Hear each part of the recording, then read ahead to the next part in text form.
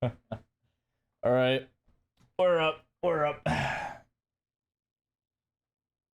God, could you imagine? I'm actually like on time, and not me. All right.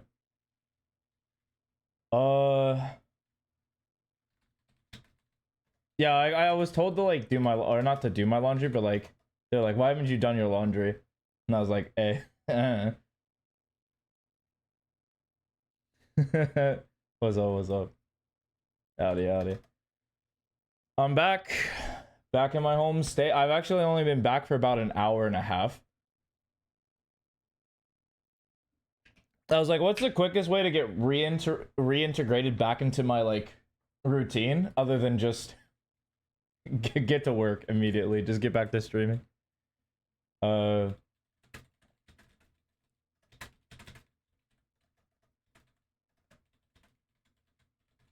yeah, now that I'm gone and people can no longer like rob my house, at least without me being there.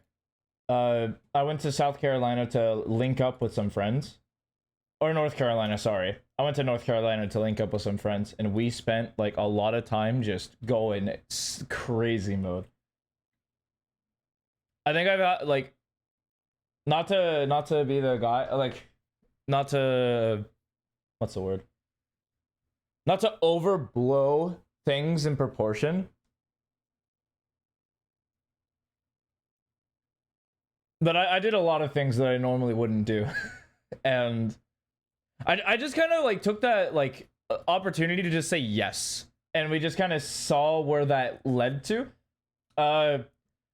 First thing that I'll let people know is I'm afraid of heights. Like it is an egregious fear of mine. Like I'm really afraid of heights. Like this is probably my worst fear. And the first thing we did, like day two, like literally I flew in Friday. We like rest for the rest of the day. And then we literally get up Saturday and we go to a amusement park. We just straight up head to like, and so they lead me off with a pretty strong roller coaster. I can't remember the name, but it was pretty big. And then they decide to send me on what's known as the Fury, which is a park near Charlotte, and it's their attract. So this is what it looked. This is I'm going to show a model of what this felt like. So this is like the start of the trail, and it was.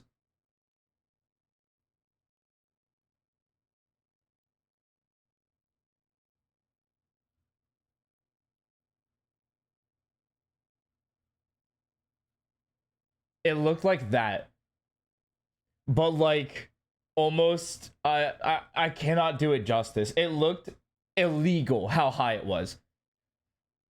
And somebody at this point said, "Whoa, I could see the whole city from here." And my dumbass opened my eyes and I saw the city, but then I recognized that, oh shit, I'm like really high up in the air and I'm not fucking with this. So I immediately turtled and started praying as we hit the descent. It was a rough one. And most people would be like, you know what? I'm good for a lifetime. That's it. We're done here. No big deal. I got on another one afterwards. I was just like, you know what? I don't know 100% certain if I don't like it. Let me try again. And so then I got on another one. And it wasn't as bad, right? Because it's not like the scariest thing I've ever done in my life, which is what they just put me on. So it was a step down. And then I came to the realization by the end of the park, like we got to the exit of the park, I walked through and I said, you know what, guys? I don't like that at all. I did not like the feeling of that at all. And then I said, you know what? I'll come back and do it maybe in like my mid-30s.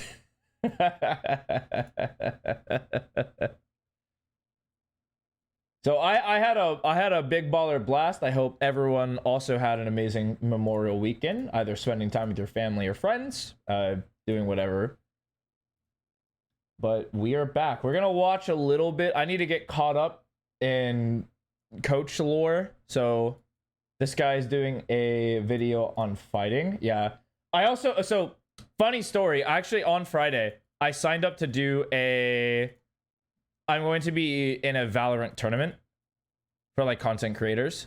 And so I sent like an application on Friday, and I told everybody that I am literally not going to be reachable until I come back home. I cheated. I was still in Charlotte when I was responding to messages on Discord, but I was essentially on my way home. But he got back to me almost immediately as I'm flying. I'm not looking at my phone. I'm not looking at Discord, so I don't check it. And so I check it as I'm coming back. I'm like, uh-oh. Uh-oh. I need to answer this. And so I got my spot. We're chilling.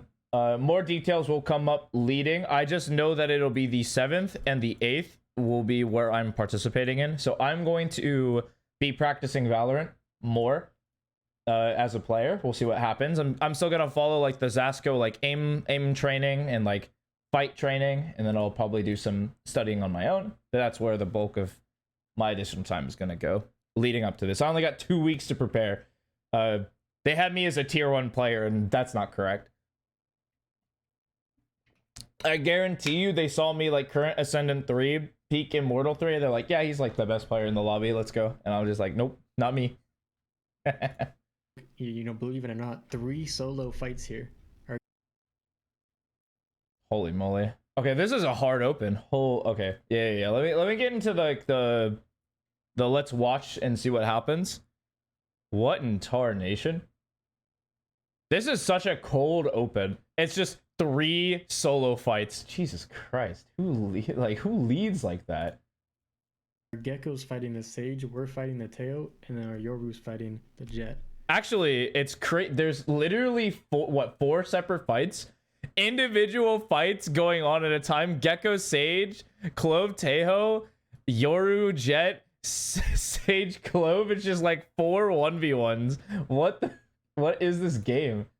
What? Today I'm coaching Blue and Teal, a married low elo duo. Oh, well, now that I know that, hey. We're going to be fixing Congratulations. the number 1 mistake low ranks make, trying to play solo. We'll be covering their entries, teamwork, and how to actually follow up on each other to career. For like a iron and bronze player? I'm curious. I'm actually curious how he handles low elo players. Create impact. If you've ever felt lost and play with a duo, this one's for you. Enjoy. Okay, smoke for the Yoru TP with the frenzy. Oh, this guy. I mean, it's kind of hard to like point out like being aware of threats, like likely threats. Like, because you can honestly talk about this smoke being like this smoke has like 0 impact because likely rotations will come from here, from here, from here. And so like the stronger smokes are like here, here, or here, and it just kind of like depends on which one you value more, which one you don't value more. I don't know if it was just you don't see it here, but I just think it was a bad peek out of the smoke. Oh, they're talking with him. Oh, okay. So he's on the firm belief that he allows his students to talk to them. And I am totally not. I do not believe in this philosophy. I do not want to hear a single word out of any of you to me. This is not a discussion. I'm here to teach, not to have a conversation. All that. No way. Dude, the amount of people that like I already take like an hour and a half to do a VOD with no like no additional input from other people, like with specific questions. Like I already take over an hour. Having input, I guarantee you every VOD would be like 2 hours long, man. I couldn't do that. I can't do that for free. There's no way. Yeah. Yep. I mean, I can see on the minimap really here, just oriented. yeah, looking the other way. Coming out and based the absolute wrong direction coming out of it. We have 1 smoke here. Would have been nice to throw maybe for main, maybe for here if we're like saving it for. I mean, it makes sense. Yeah, this checks out. I mean, yeah, like fix the utility stuff. Site, totally we chilling. just use it to just, I get it. You know, get a little bit of space here, get a little bit of something. When you take this B site, it's almost impossible. Yeah, you're just so like you are so lost. Like you think about it, like You didn't look this way. You didn't look this way. You just kind of look straight ahead. You're just like, okay. Is there anyone here? No. Let me just whoop. Okay. Because there's just so many angles. The rotators are usually already in already because you see it at like top of B lawn, right? So really important to have these smokes because we're fighting like the rotators. And so you have two extra angles here. We're just getting shot by. It just makes this hard really. This site take these fights really hard for you guys. But beyond that, like the second thing beyond is just trying to pre-aim, expect these dangers before they even happen as best as you can. Guess where you think they're most likely are and just aim at that. Yeah. Because also when we're coming out of the smoke, you can see we're aiming at the smoke. I mean, that makes sense. Yeah. I would also mention this. CT and the Phoenix Heaven, but we don't even know that because we're not looking over there and we're not prepared for that because same reason. So that stuff's going to be really important. Nice.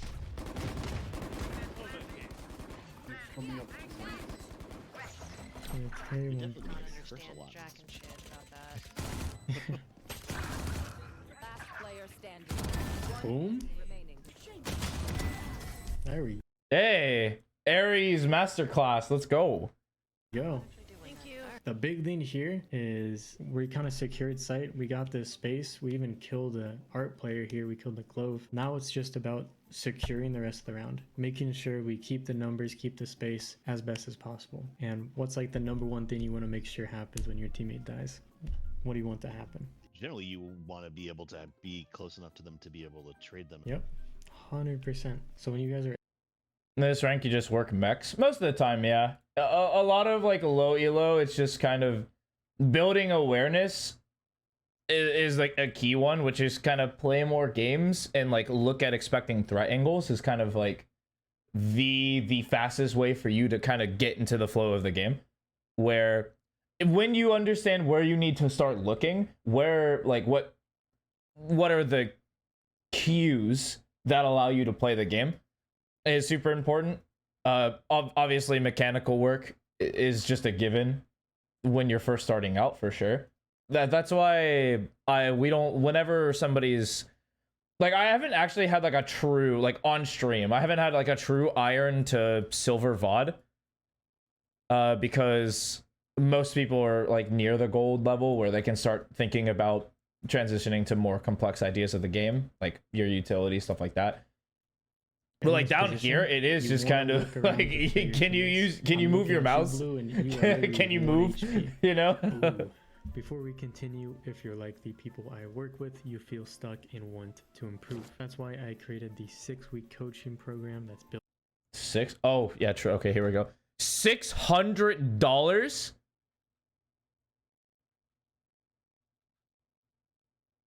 Slayer key. I vouch for you. Okay, there's surely okay. Well, show me you're not like.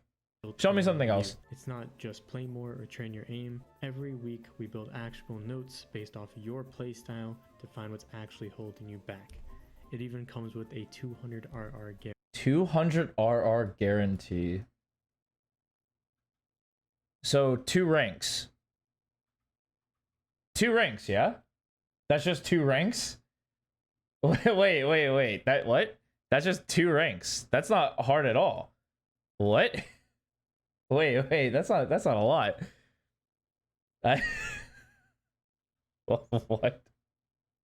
I mean, in 6 weeks with competitive, like with deliberate practice and like timely feedback, 200 RR is like very doable. That's super like, I mean, I guess that's a strong guarantee because it's like, yeah, you'll get 200. I don't care what level you are. 6 weeks of deliberate practice and review, you will climb. You will get better. You maybe I don't know. I couldn't guarantee that like Immortal 3, but or like like Immortal 3, but I could see that literally any other rank. Like Immortal 1 down, 100%. Like I could see that. It's 6 weeks. Like surely in 6 weeks we can figure you out. Guarantee. And if you're just looking for a place to start, the spooky tier includes map and agent playbooks. Okay, $20 a month. Man, I thought this guy was way cheaper. I thought he was way more affordable. Huh, okay, sure. a coaching Q&A channel, and 40 plus lessons on a variety of topics. I mean, that's a lot. That is a lot, though. That is a lot. Plus, it looks like they're tailor-made to specific, like super specific scenarios. Konpeki pricing. Yeah, that's 600. Like 6-week is a little crazy. I don't know.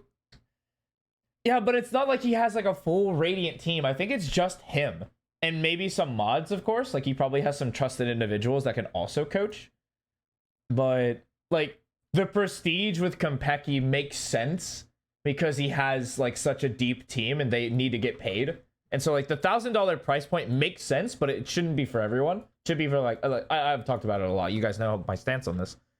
But 600 for like normal civilians is kind of crazy to me. This is all on for 6 week with the free starter pack just for checking it out. Links are below. See you soon. A little free resource for you. That's nice. So you are definitely not going to be the person we want making first contact whatsoever.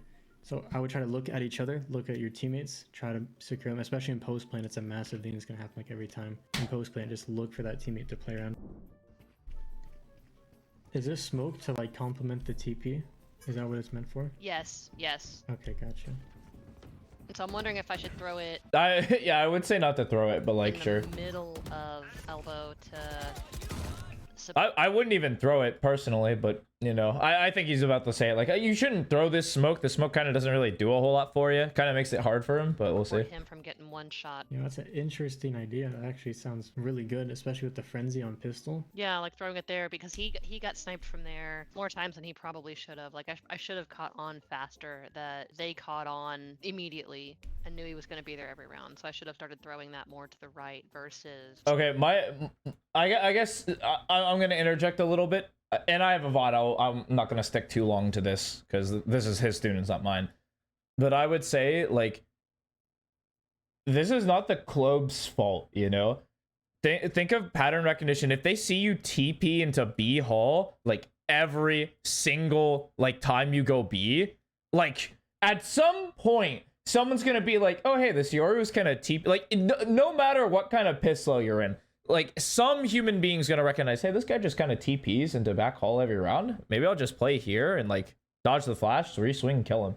You know, like at some point throughout the game, maybe not every game, but some player must like have like, you know, people have frontal cortexes. Surely they have the memory to be like, huh, this guy's just doing the same thing every single round. Surely they'll catch on. And so like, instead of using a smoke to circumvent that, unless it's like a set play where you do it the first round, you just keep like the frenzy, get them like really close, good fights. That makes sense to me. I'm down. Or even like stinger rounds. That'd be really cool. I like it. I'd like it with like stinger rounds where you throw the smoke instead to separate the fights and make it really easy and kind of make it awkward for this guy who has to cover holes and also look this way. I can see it, but like there's better routings. Like you could do like the TP into screens with like just normal smokes. You still get the close fight here, and if they come this way, they can take care of this angle for you. Whatnot. I don't know. I feel like that's just not as strong as it could be. But we do have a VOD today. Uh-oh. Wow. It's a new individual. Howdy. Howdy. All right. There are a couple of trackers we need to look into first. Gold 2. Interesting. So gold 2. Okay. Yeah, silver 2. Yeah, I thought silver 2. I remember seeing a silver VOD. Maybe they deleted it. But this is Nala. Oh, I see. So this is the friend of Manish, one of our resident Astra Pearl specialist. This is Silver Crow. So we're just gonna get the whole team at this point. Yeah, welcome to Manish. We'll give a little brief shout out to our boy. Hi Manish, how are you doing? Gold 1. Oh, there was a reset, right? There's a reset going on. Oh, did I probably missed a huge reset. Yeah, because you were a diamond. You were a diamond fella, so I assume you were. So you're plat 2. Currently 3 games. High win percentage, low interaction. Oh, interesting. That's not great. KO player. Pure KO player? Oh, yeah.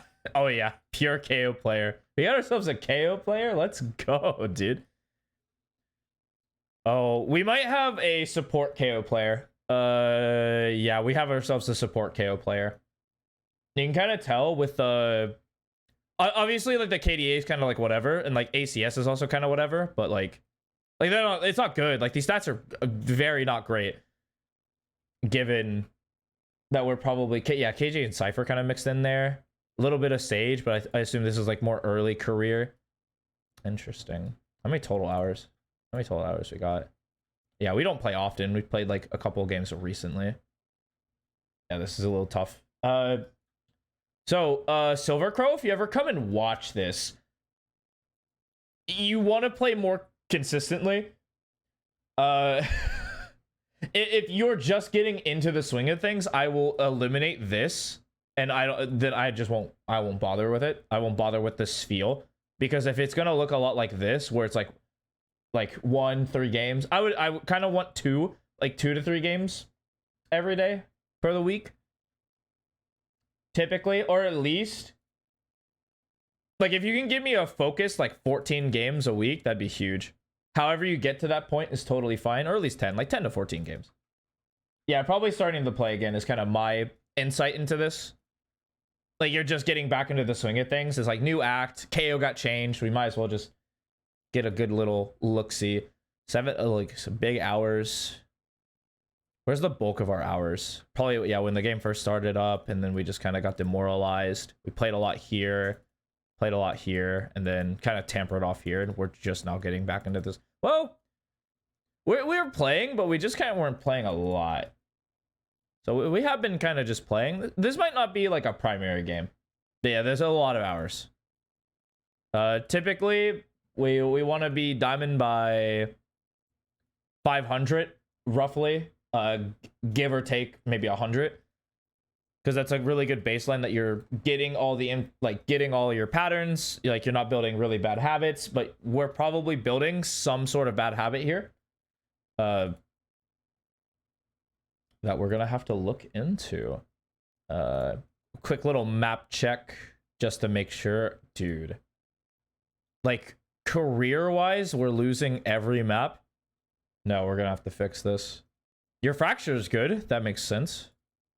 Fracture's a good map where if you support really well, you can have really high impact, because there's a lot of close quarters. Very easy to set it up. Yeah, it is Sunset, which is one of our lower ones, but lower sample size. And recently, there's also super low sample size, so I can't really pull from any sort of big data. But we will just get right into it then. A rec match. Rec match 4. What a name for this. Ooh, a 3. Ooh, a 3-peat. Ooh, a 3-piece. 3-piece combo. Yeah. This will be a long match. I'm down. We'll see. Is it cut at all? Oh, just a long queue. Oh, like a really long queue. Oh my lord. Ah, restricted. No, it is a long queue. I was kidding. These guys playing the game or what? Okay, here we go. Now we're gaming. Okay, it is kind of loud in my ear, so I'm gonna have it a little quiet on set. Sorry to everyone who watches in post. It will just be a little bit quieter. Okay, so talking about KO on this map. KO is a very big now my NA representatives, or I guess like my America's representatives, don't really see this agent on this map. This is much a European pick. I am recollected of it. If I recall correctly, I think that a lot of like European ranked teams take it. I don't know about the pro scene on this map. It's very recent, and I think it's almost an insta ban for a lot of teams. Same with Pearl. Pearl's got instant a lot. A lot of teams don't really like to play this, and the teams that do are like heretics, and they don't really go for this KO anymore, but it's still a strong pick. Great on defense side B. On attack, it's really good at like shutting down super early information. Yeah, super rare in NA. People don't like KO from NA unless it's like copulated, or it's like not copulated. It's not the right word. What am I on about? It's unless it's supported by some sort of info initiator, like, excuse me, Sova and Fade. If you don't see either of those agents, you typically just won't see the KO, and especially you won't see him alone. Very rarely.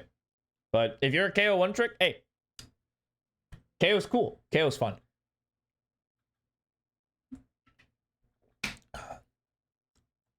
Full utility. Full utility, no armor pistol round. What? Really? What's the buy? Wait a minute. Let me get yeah, let me get familiar with the price point here. 500 for flashes, 200 for the molly, 700 total. Dang. Really? I mean, what's the alternative buy though? One flash, ghost. You definitely want flash, especially in this scenario, like on this team comp, because you have Arena. Arena probably doesn't go blind first round. If it does, crazy. I mean, I guess full utility is a good starting block if you're okay with it. Oh, KO is such an odd agent. Because what? That if you want both, that's 450. That's still not a secondary. That's like in this echelon. Dang, maybe it is just full util for KO. I have to hold on. Let me compare KO VOD real quick. I need to see a pro player. I refuse to go in with lackluster information.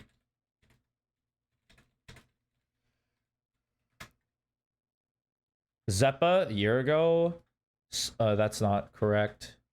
See, the only one who played KO. I specifically put KO. Neon. Okay, sure, whatever. I guess we only have Zeppa. This is very like thin. KO. Okay. He has flash. We need to go to attack. I don't need to see like what a guy. Surely there's a fast round. It was. He goes flash. Yeah, what weapon you have? I'm doing my charity work now. $5? Just made type shit. Yeah, early knife makes sense. He has a ghost. So he does ghost flash. Yeah, ghost flash, and then it's about all she wrote. So I guess full util buy is fine. It's definitely not as popular as the alternatives. Oh god, everyone got turned up. I'm turning this down again. There's no way. you play on like full volume. I respect it. I definitely can't. My ears are too sensitive. So looking like a fun little B rush pop. I'm gonna go under the assumption that we're platinum here, and this is just the reset, because everyone got reset, yeah, or at least like a soft reset. Just depending on how much you play, there's a little bit of decay. No early knife. That's a little rough. If you're gonna do the rush, you definitely want to do early knives to catch people who are trying to contest. You would catch this deadlock, and if deadlock doesn't get the wall up, she can't stuff your rush. So what we saw from Zeppa is actually stands here, throws the knife early.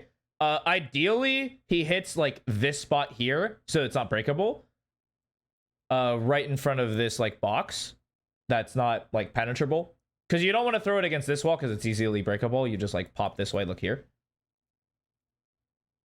and as long as it's thrown, ideally like here, it covers like this entire area, and it's very quick succession. Because I even think that it would be worth it to still throw this knife here. Like I know that like it's used for information, but the suppression here would be really strong, because this is like the only agent that can stuff your rush and make you have to like go through a wall and give them time to rotate. And by then you're playing like a 5v4, and that's winning for the defenders. So I'm curious if you like keep going. Yeah, you're gonna get stuffed here. No shots, really? Interesting. Okay. Ooh, oh, I saw the frame of you dying before the game even registered. What? Just a random tag through the... Did they shoot? There was no indicator, too. There was no indicator. Yeah, your knife didn't even go through the smoke. That's just unlucky. Yeah, there's not a whole... Like, obviously, I would have thrown the knife, like, here, early.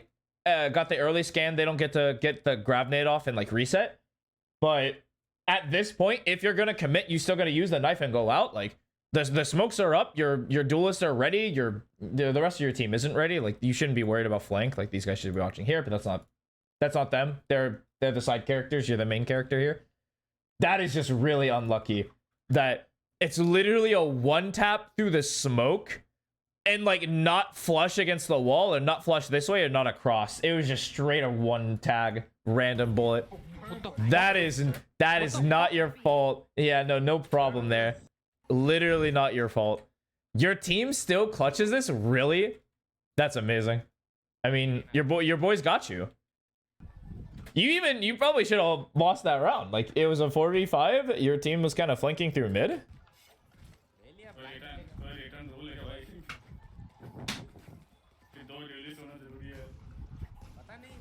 Okay, but now we now have information. Deadlock starts B, not an A player, which is a little concerning. Most Deadlocks actually love to play A. There's a lot of easy walls. I mean, Deadlock also likes B. Don't get me wrong, but most like really good Deadlocks will just set up A, because a lot of the stun pathing is kind of tough for Deadlock, because if they do like double stun here, it's very easy. Like, if they're caught with a knife, it's just, okay, my entire setup is useless. But on A, there's a lot more variation. Like, there's the stun here, there's the stun here. You can throw early wall like through this. You can also throw it like over here. It makes it really hard for them to run up, get this orb. It allows you to contest A main a lot better. So I'm surprised that they're going B, but I'm down for you to be like, well, Deadlock's playing A, let's just go. Or Deadlock's playing B, let's go A.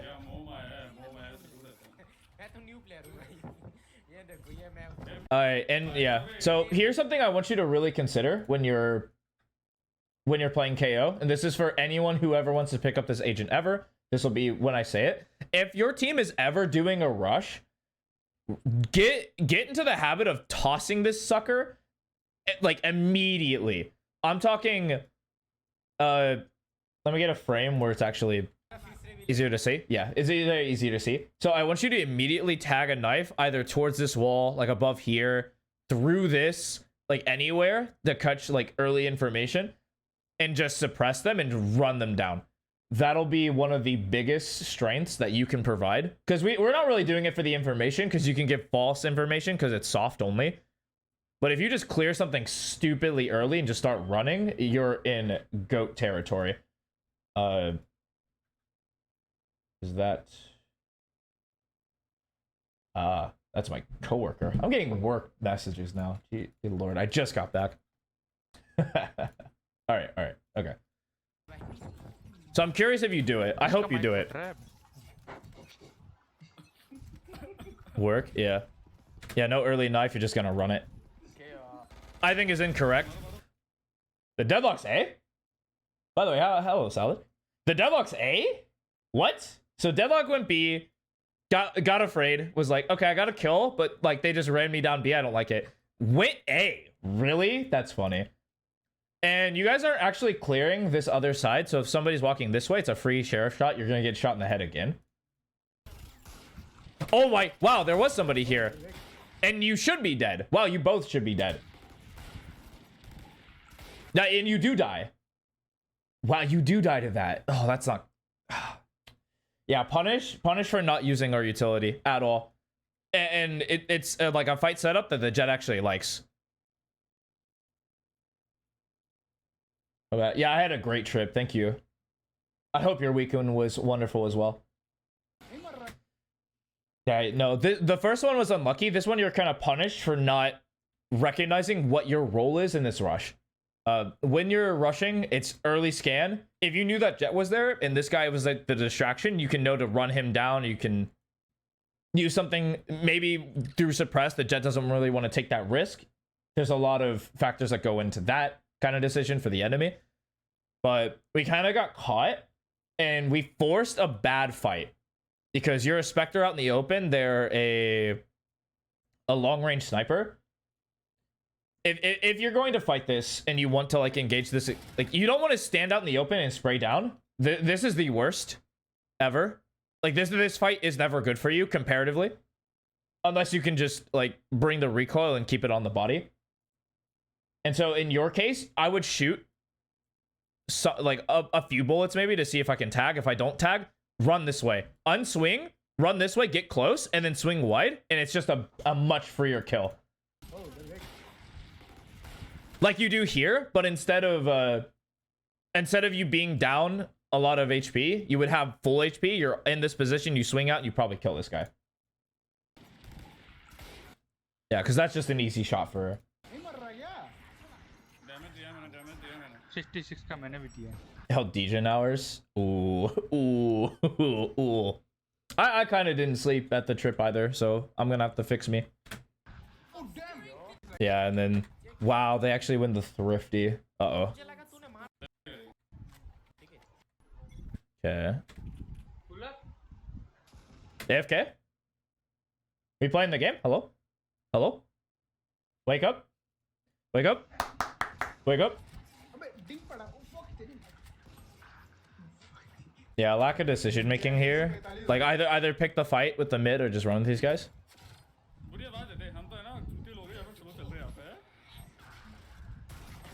Hello, wake up. Hello.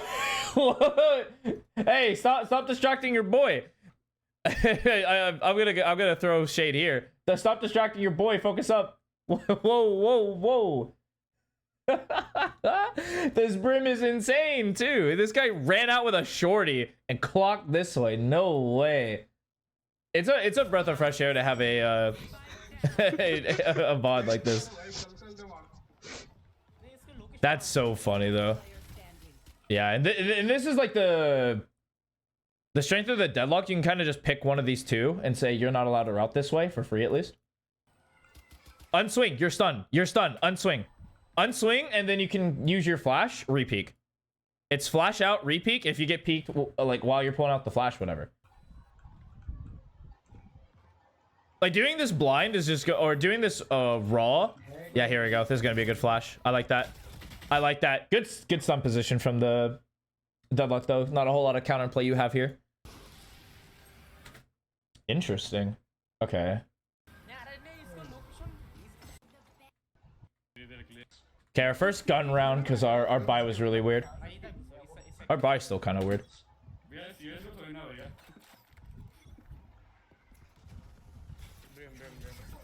There we go. I think that should be faster. Like, especially if there's no map control. Like last round, you can actually get away with not throwing your knife super early into the round because you were running like a 3-1-1. And you were just kind of slowly working. Well, I would say slowly. Like someone died mid immediately, and like the A player also just got massacred.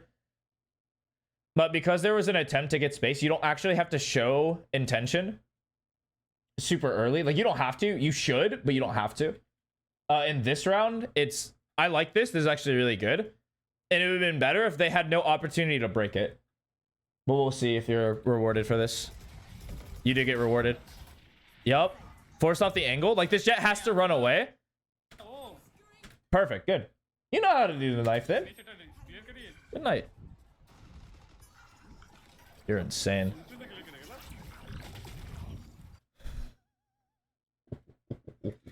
What? Okay. What? Did you hear that? You did hear that, yeah. Or you should have. Because I hear that. Interesting. Like I hear the molly and I know not to run out.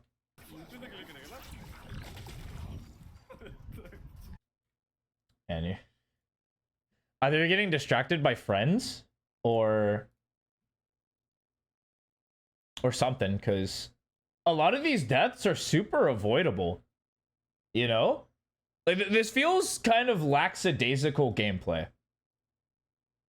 And very careless mistakes that we're making here. Curious. Yeah, because I mean, Your boys got you. Okay, AFK. Jet. Scoping. What does scoping mean, भैया?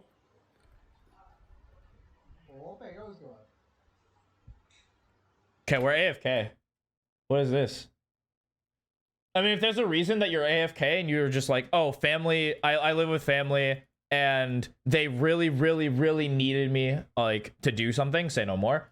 I get it. Sometimes your situation is just like that where there are distractions outside of like in-game.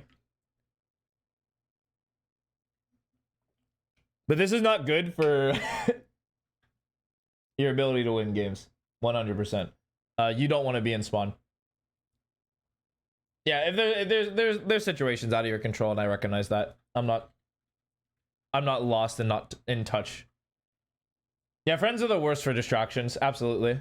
Like if you ever like hard focus on something and you just like, there's always a good balance of like fun and like focus that should be met. Like if you really want to climb, like if you have too much fun, you're definitely not focused, and you could be like theoretically, but. It's a hard balance. That's why typically around like duos are typically fine, trios are probably fine, and that's why like I cut the line on 5 stack because that's a different game. Oh, welcome back. Wait, you're moving. What? Wait, what? Are you like eating or something? What is happening here? You just moved. Hello? Get your head in the game. Get your head in the game. Come on. Let's move. What is this? You're here. You're talking. I see you. I don't understand what you're saying because, you know, whatever. my reptile brain doesn't understand other languages yet. But you're here. What? Move. Do something. I understand that you have like a classic. You think this round is unwinnable, but it is. It's super winnable. It's like super like winnable. Like hello. Oh, we're tabbing out. What the? What is this?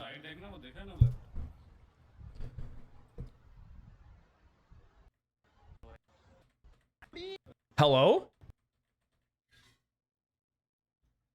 How long are we tabbed? Did we just tab out for a round? We did. We just tabbed out for a round.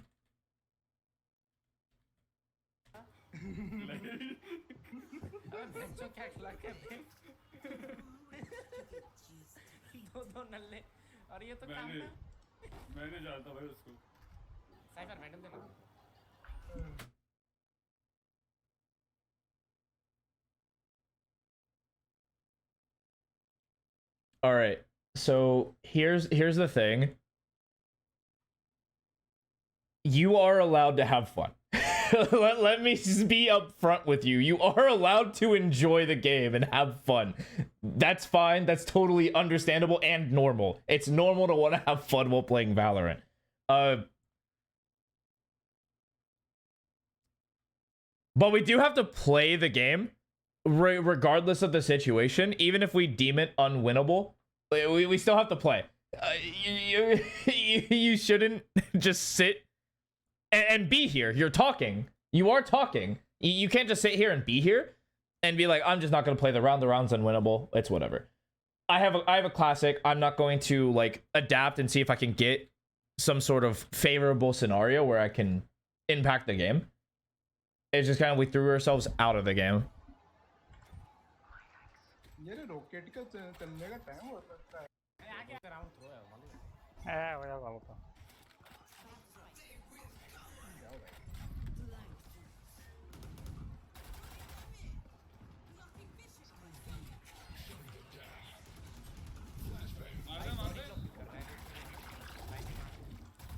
Right.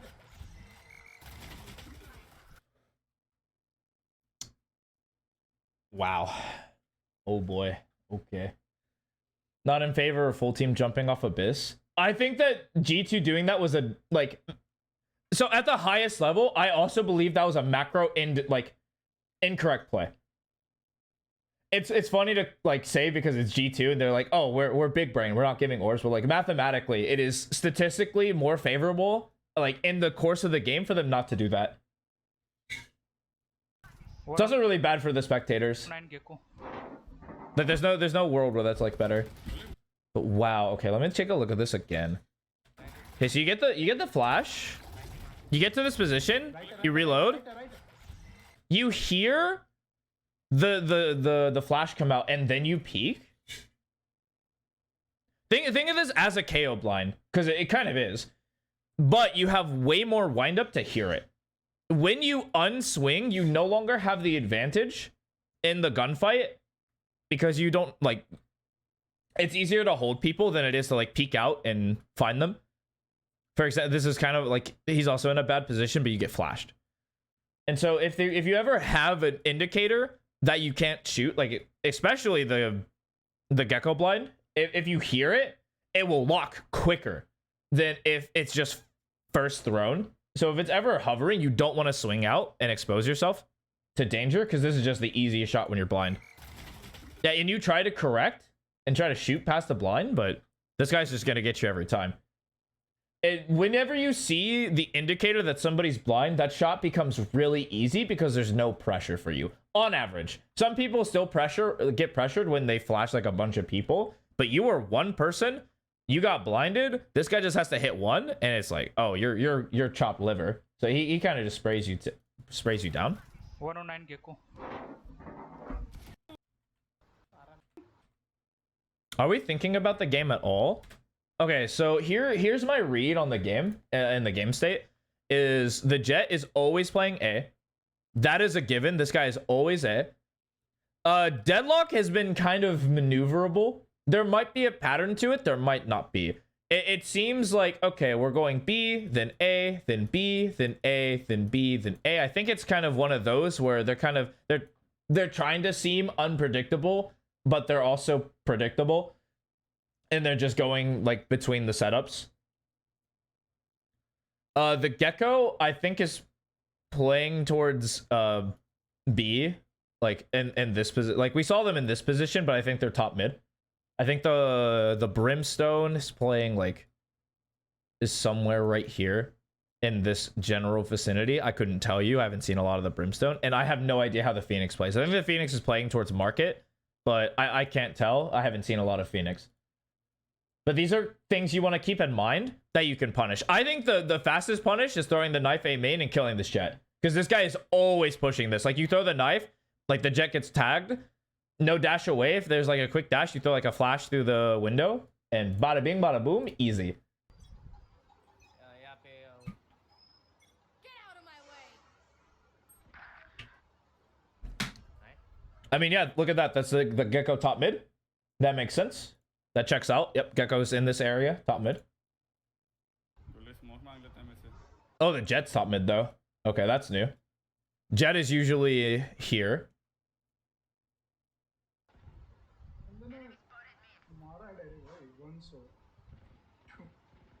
Yeah. Okay, so the Brim likes to get aggressive B main. Okay, so that seems pretty it's not consistent, but we've seen the Brim now push B main 2 to 3 times. So that's something I would take advantage of too. There's a way where you can just kind of you throw like a fast knife towards A. You maybe even like kind of like recall a star here and put a lot of pressure on whoever's in elbow. And then bada bing, bada boom. This guy's gonna push out. You guys just peek and kill him. Life's good. Life is chilling. But the fact that you're AFK right now is insane to me. And you're here, like you're talking. That's like really telling.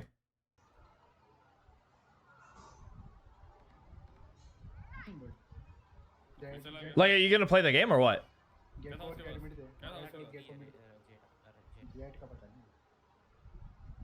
Like, hello? Like 40 seconds have passed, we're still like AFK. And you're talking. Or at least like you're on like open mic and you're kind of walking away.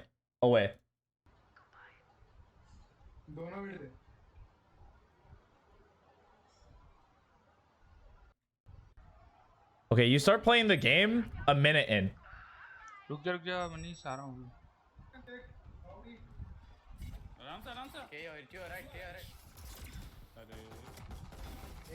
And you get the final kill. What?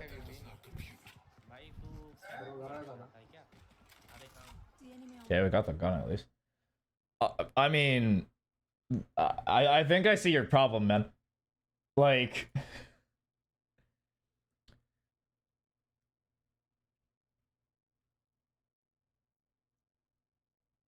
we like you have to play the game. I'm sorry.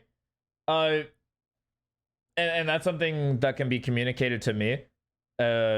If you're on like if your situation, you're going to be constantly interrupted in every single game you play because you're like super essential to your family. Say no more. I totally understand. But if you're just kind of getting up because you think the round is unwinnable, then we're fixing that immediately. You have to play out every round. Not just the rounds where like you think it's winnable. So they closed market. There's one in market. So yeah, the brim is always B. We've kind of learned that. Your Reyna's insane. अरे यार मोली Don't run through that. Oh yeah, you. ओ घुस गया Bless you.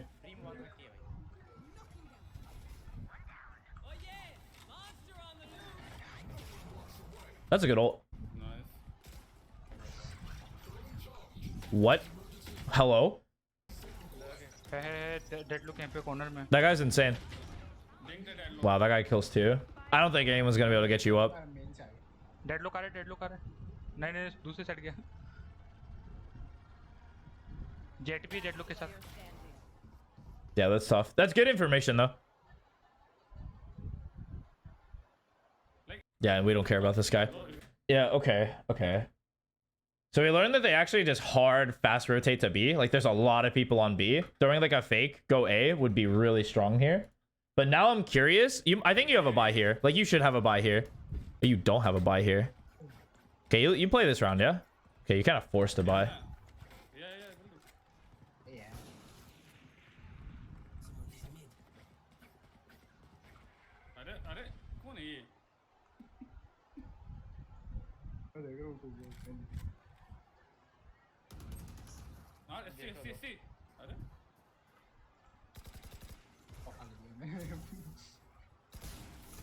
Yeah, good awareness, but we just kind of gave it up.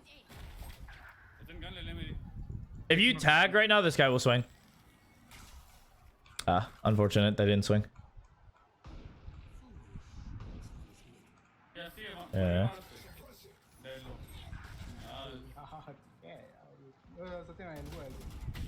That's a bad angle for you. Good pre-fire, though.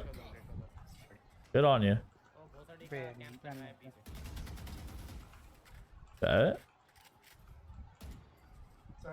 They should be both on B, yeah? You can molly that to cross? Okay, well, the Gecko's fast. Hey, easy. Easy.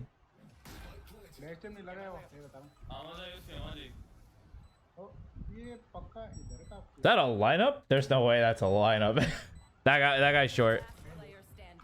Short, my friend. Hello? Ears, champ? Because we didn't hear the molly like travel this way. It had to have been short.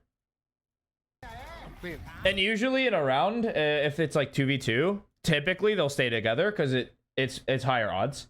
Same like you guys would like play off each other. And the post plant, like you'd build like this guy'd be here, you'd be here, you'd watch this, he watches this, and then you can kind of swing, or that they can swing off your contact, whatever. It's the same kind of reason why they would double up, because they want to just be able to trade themselves out and maybe like give themselves an opportunity.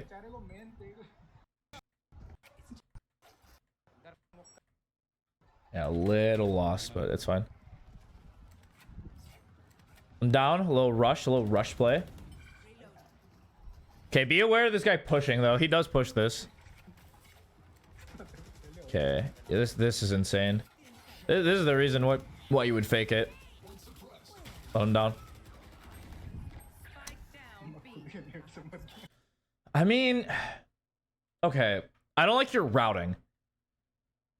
This round in particular. I definitely don't think this is your main issue, but this is something to consider. Like your Spectre usage honestly doesn't fly with me.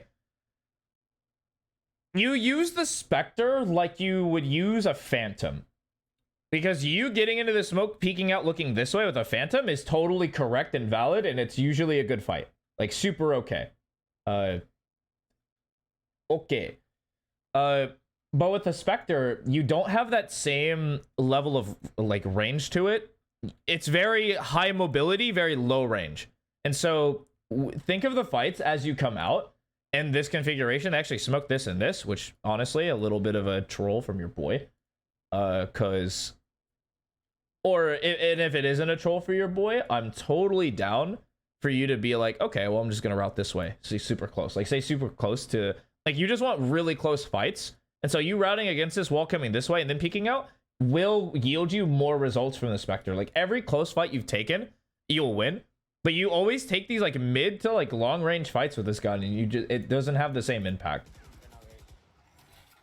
Because I'm down for the knife, and your teammates run out, but immediately close the gap.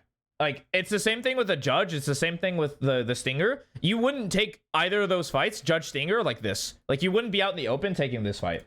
Like, you want to route in a way that allows you to clutch. So I would actually be mirroring this guy and running this way, and then getting close and peeking out. And if they're far away, whatever. Like, at least now you're closer, and now you can, like, move about. Obviously, a little unfortunate that this guy just shoots you through the head through his body. But I personally think that the routing this way and getting close to this guy would yield, and you being able to run, like, super far across while just shooting this guy would be way beneficial. What's up, Wood? They clean up. Life's chilling.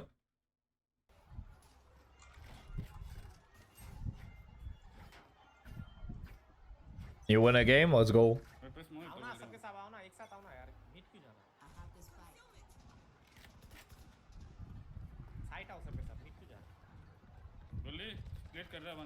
All right, I kind of want to make a statement here too. I feel like you don't have like agency, which is like you have direct influence on how you play the game.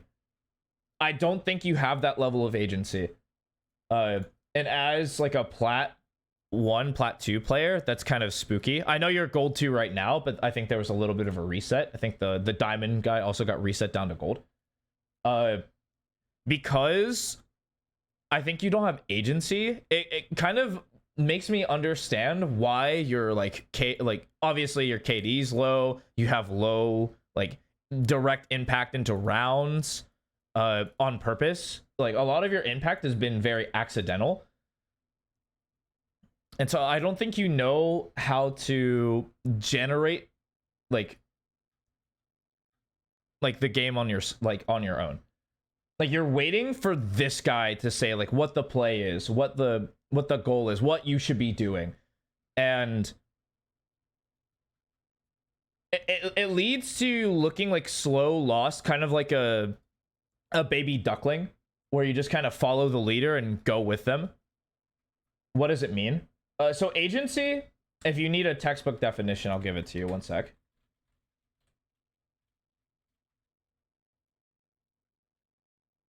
It's like,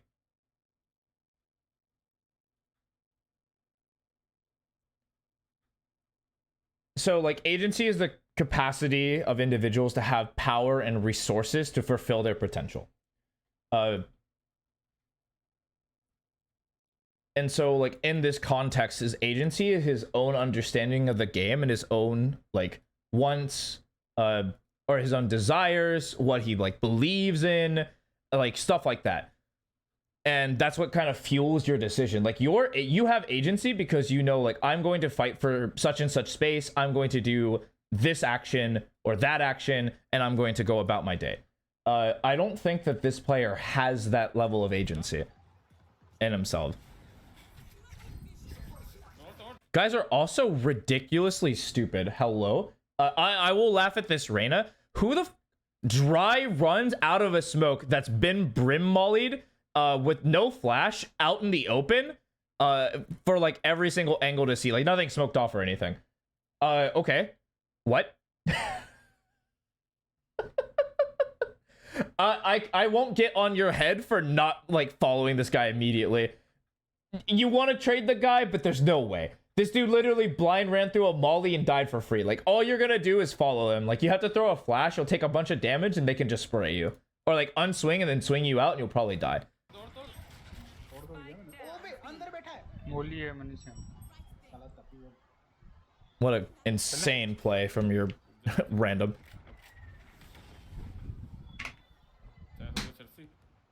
I mean, this play has been very consistent though. Like there's no read into this. Like this gets insta smoke and they fight mid. And if like the counter to this is like you smoke top mid and you slow walk into B main, and this guy starves himself out of information, so he's gonna run out B main and die for free. And that's how I would approach that round in particular. I also like I know this play, so like if you're gonna play KO is a very studious agent. You need to use the left click. You've been right clicking all your flashes, which is whatever, but I would learn some left clicks. And it got like there's like you no longer have to be super precise because you can bounce them now, which gives like get really used to bouncing, because I think that the bounce flash in most situations is honestly better than the right click in general. Now that there's like a set timer for it, you just bounce it off the ground. It's a solid pop flash that you don't need a lineup for, and it goes hard. It doubles the duration of the flash, and it's faster anyway. Like you can throw it faster. It's more beneficial to have some of these pop flashes that you could just throw from the ground. You kind of just treat it like a Yoru flash if you don't have like specific lineups. Difference between right and left flashes. Yeah, I got you. Actually, I don't even have to go. I'll go to the range for this real quick. Yeah, so for non-KO mains, I got you. I will try to get the duration correct. I could be completely wrong about like it being double the duration. All I know is that the left click will always go like last longer than the right. All right, so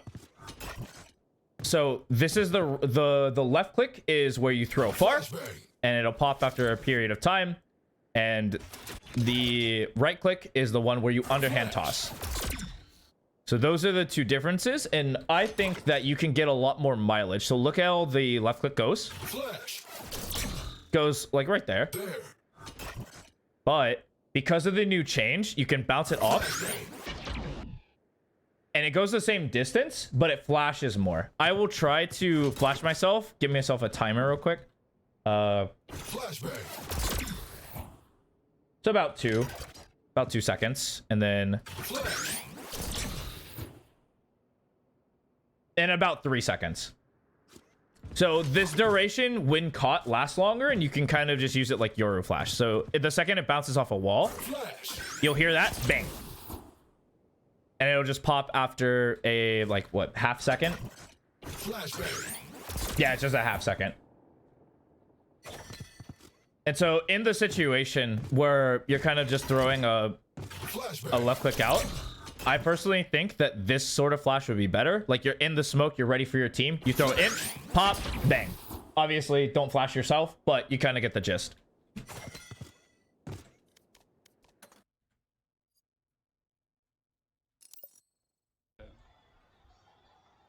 Now, old KO couldn't do that. You would just kind of throw your flash at the ground and get dodged, then you'd flash yourself.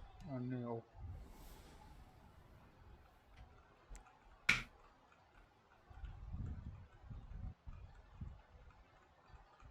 Yeah, you also do this, you do this like very, we're all disciples of Zasco in this channel. I'm a disciple of a lot of people. just throwing that out there.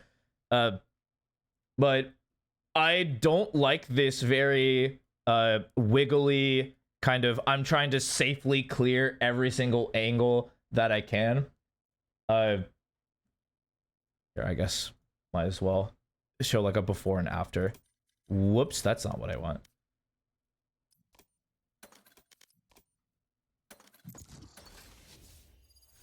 But I kind of want more very intentional. We're peeking this, we're peeking this, we're peeking this. And let's do this.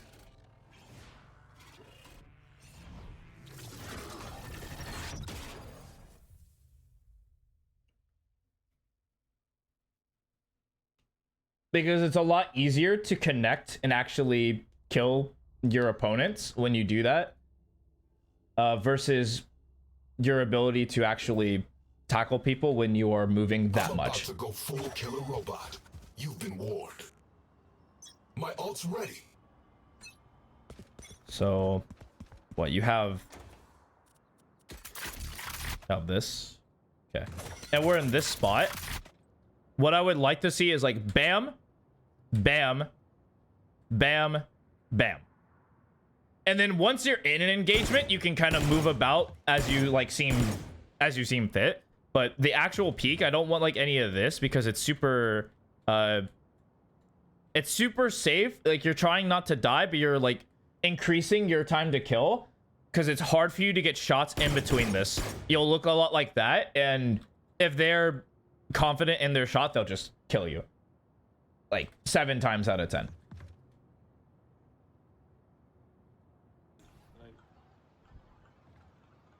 Like this would be so good if you did like a left click, bounce off this floor, tag somebody here, because it's very obvious that or not very obvious, but it's very likely that they're holding the spike from market. Well, they're actually just all mid. Oh wow, that's spooky. Yeah. Okay, what? Okay, but if you... Okay, should you be looking at minimap or... Okay, you throw your knife, you should be looking at minimap because you can't shoot your gun. And that's when you would notice there's a lot of people mid.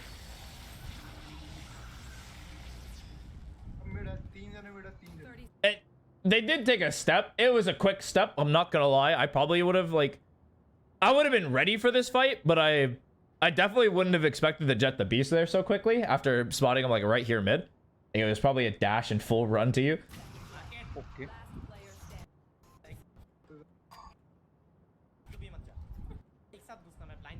Well, that's fine. This is such a good play. Yeah, see, look, there's the smoke. Now, okay, the missing link to this play is there should be a smoke top mid to force them to use utility to check, and it forces the brim to run out. Don't grab this orb. Don't grab this orb. Ah, that's tough. Oh well.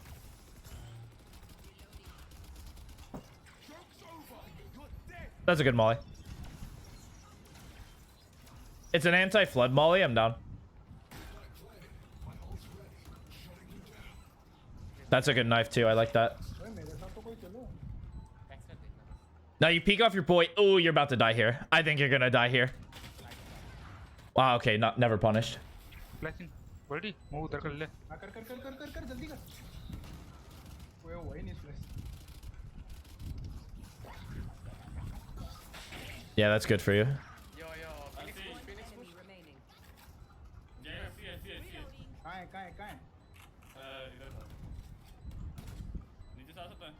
कहाँ है? Okay, good fight with your teammate. Fight off the teammate's utility. I think it would be cool if this guy swung with you, but is what it is. Down.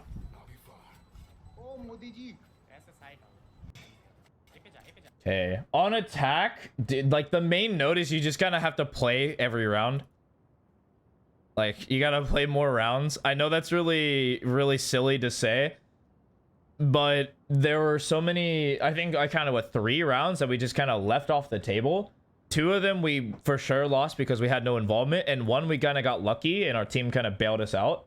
But on average, you should lose those rounds because it's 4v5. That's like the first thing I would do.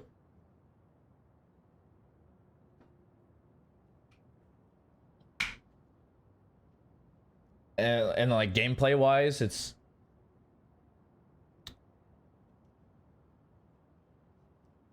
I don't know, we're just kind of not aware of threats, like at all. Something about this screams I'm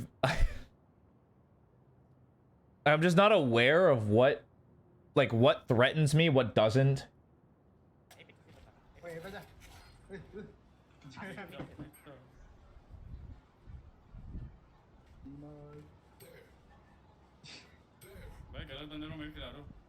That second ping is probably the better knife if you're gonna knife A main.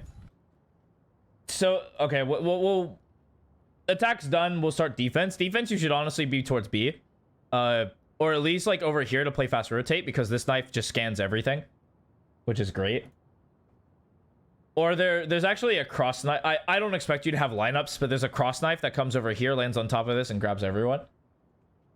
Or you're like back here, and then you stop the flood. You save the knife. I personally don't think you should do... This is for recon initiators or people with rechargeables. Most teams, like yours truly, you did it the first round too, will likely just rush somewhere. They will tell you where they're going. So they're either like all rushing B or they're all rushing A. Sometimes there's a lurker, sometimes there's not. Just kind of depends on where you're at. But most of the time, they're just going to tell you, so you can save this to like stop their utility, and you can just like try to fight them early instead of like using it off rip.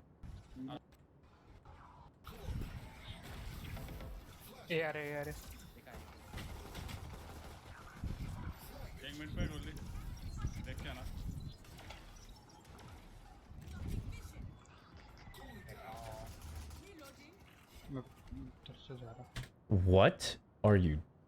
Okay, you're afraid because you're low HP, but I need you to frame it to not like your intentional play. Like your big help this game, because you're so low, is you need to just be a body that they can fight with.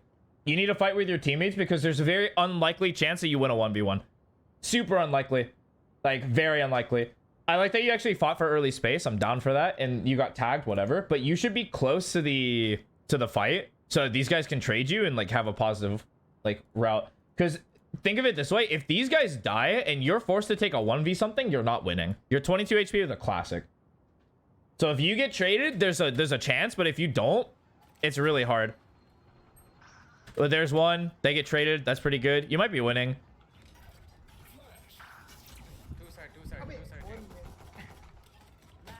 Yeah, and you just get sprayed through. I mean, you kind of can't spray, or you can't just shoot through a smoke with a class. You kind of have to come out. And you're low HP. Look at this. These guys died. There's no trade. Like if you get traded first, then the second guy gets traded. Think of the situation. It's a 2v something. I don't know if the Cypher survives, but there's like pressure on this Jet to come this way. The Cypher might get the kill. I don't know.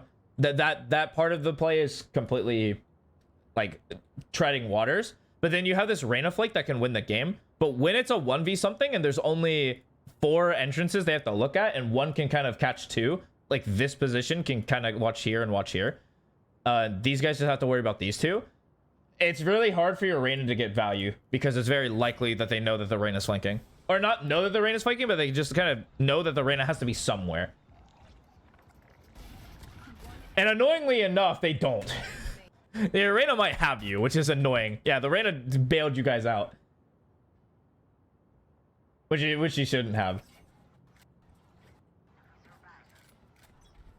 Yeah, Marshall down mid. I'm down. I'm super down. Should be holding a little wider, but I'm down. You're not gonna fight anymore. Oh no.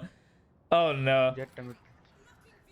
I think you should fight this. Personally, I think you should. You have flashes. You can flash to get back on the angle, and then you just hold the Jet and you shoot the Jet when you see them. You play like human benchmark. That's like your only play right now. Yep. No, throw it. Come on. No, dude. You're playing so slow. You're so paranoid. No. You don't want to man. When you unswing and they don't unswing and they just hold you, this fight is awful for you. You never want to just peek this. You have to flash. You're 14 HP. This fight is never a win unless you get the angle. You don't even have to flash to kill. You just need flash to get the space. Yes, good. Please, just flash this, please. I don't know if that tags. You're so afraid. You're so afraid.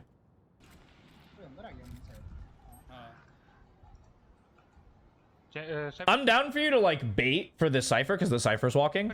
The Cypher walk is actually incorrect. Yeah, that would have been like a super cool bait if you were just kind of over here jump spotting. Maybe you die, maybe you don't. But like, it guarantees the Cypher kill. There was a chance that the Cypher died there. Very unlikely, but a possibility.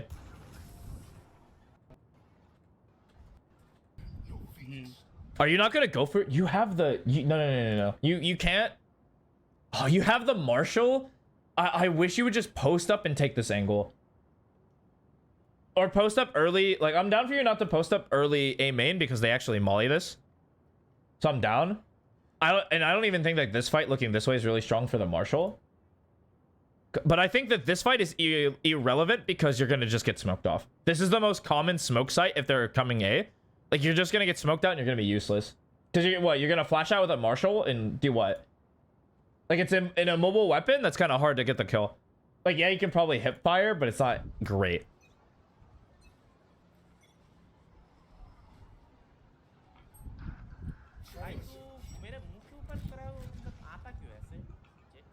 I wouldn't even care about mid. I'd be gone. They haven't shown like they shown when they were low economic advantage, like when they're on an economic disadvantage, they'll kind of check mid and like prod around the map. But when it's even or greater, they'll just rush. That's my read of the game. Yeah. That brim is insane. What? You have economic advantage and you're just walking forward mid. That's the easy shot of your life. We'll take those. Thank you, bro. Big preach. I'm down. I don't think there's another person there, though. I think that they're all going B, or they should all be going B. Like, this brim is an outlier, and there should not be another player mid.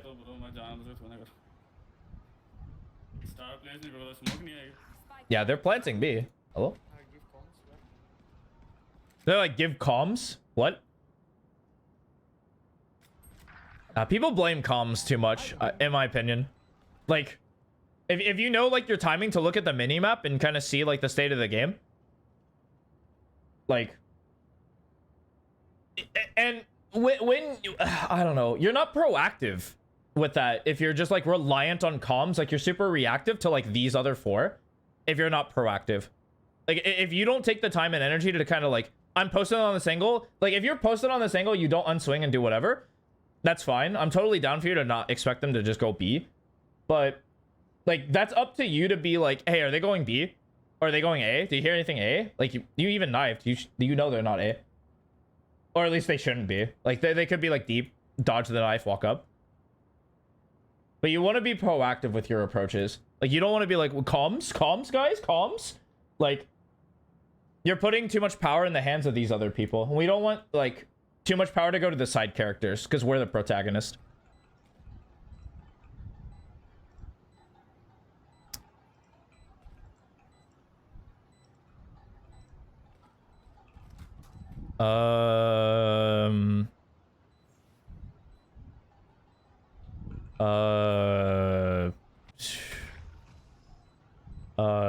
Wait, that trap sucks. What?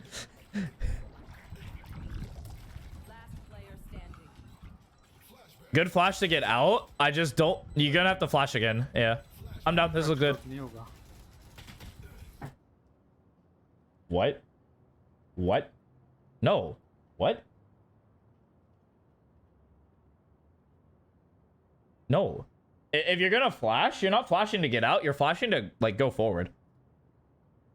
Or if you're not intending to keep going, I'm down for you to, like, stay in this angle and force them to fight you and die to the spike. That would be good too. Or if they run away, like, you just die to the spike. It's whatever. But when you just, like, run out, like, you flash, you run out and die, it's like, and then they escape, they just get more ult points. It's not worth, like, ever. They might even, like, live. No, they all die, whatever. I mean, you force them to stay, but I think that is incorrect.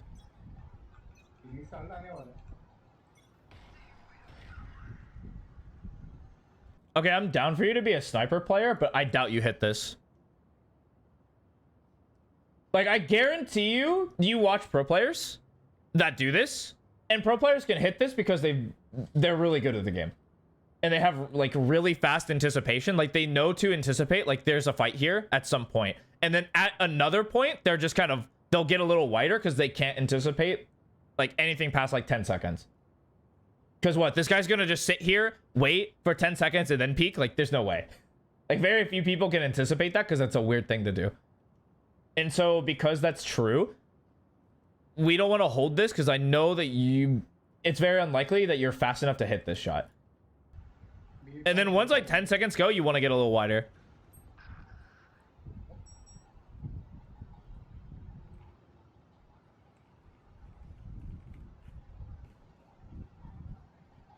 Joke's over. अरे अरे भाई सब वही है क्या? Spike planted. यार कौन मार रहा है कहाँ से मार रहा है That good trade. I mean, Oh fuck. wow, that didn't catch either of you. That's amazing. We take those.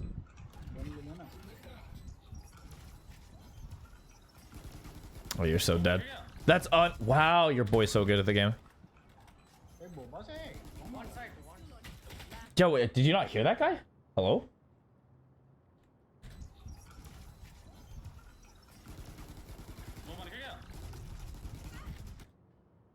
Yeah, no, that's clearly shots coming from above you. I think even someone said on site. A Boba से Like, I understand. Wow. Yep. पीछे oh.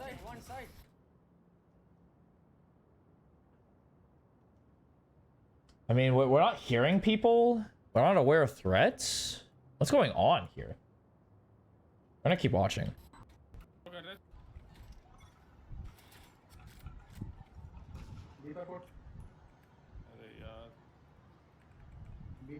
Who holds this close? Any EMEA viewers right now, or like EMEA enjoyers, who watch like a lot of their ranked VODs?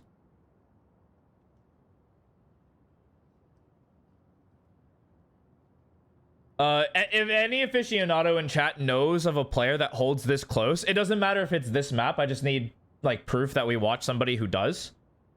Let me know. I'm down to like compare contrast.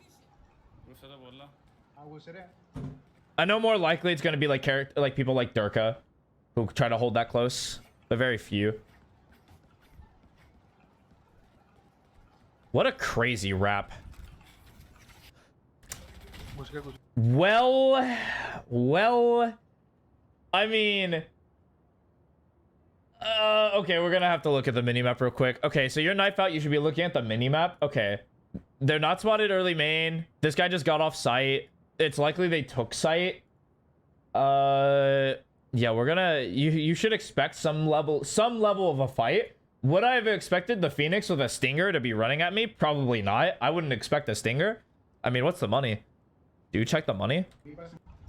I gotta look at the pre-rounds. Catch your breath.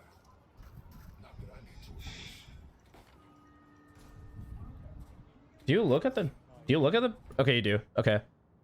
Let's see. They have jet knives. They all have... Oh, this is a fractured buy. They lost last round.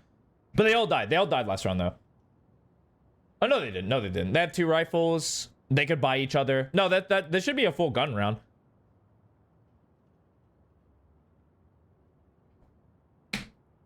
Or it should be light armor gun. It could also be full armor stinger. I mean, it's whatever. This guy clearly chose stinger option, which is weird to me, but sure. How fast did you check? Hold on.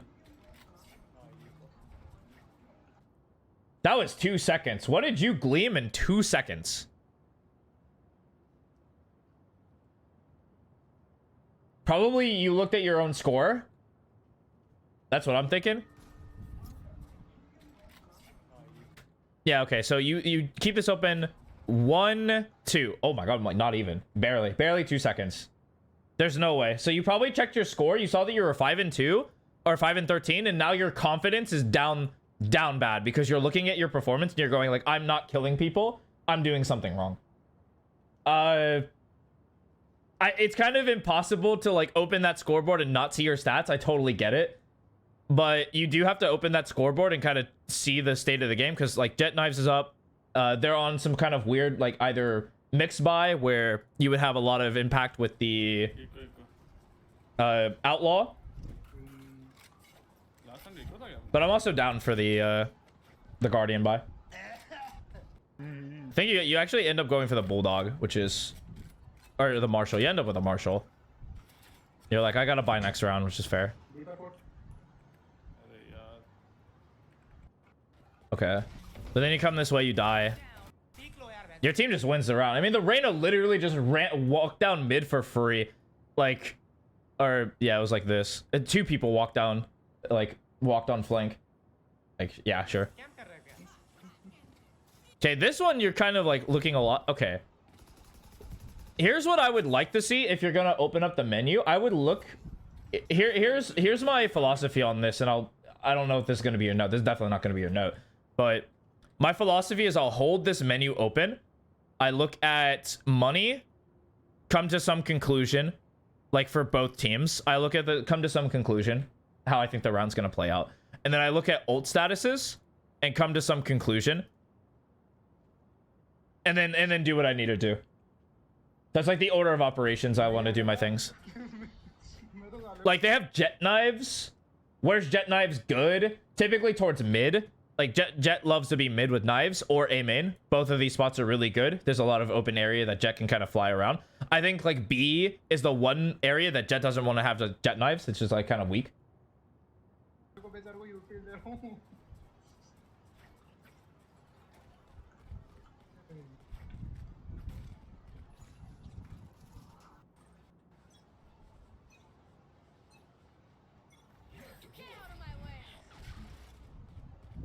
I think this Jet towards mid. I mean, if the Jet takes the worst option, sure. Because Jet did pop knives. Was that Jet? Or is the guy just shooting? No, Jet was B main. Jet actually took the worst option. Say no more. Like, if I'm Jet and I have knives, I want to go, like, mid.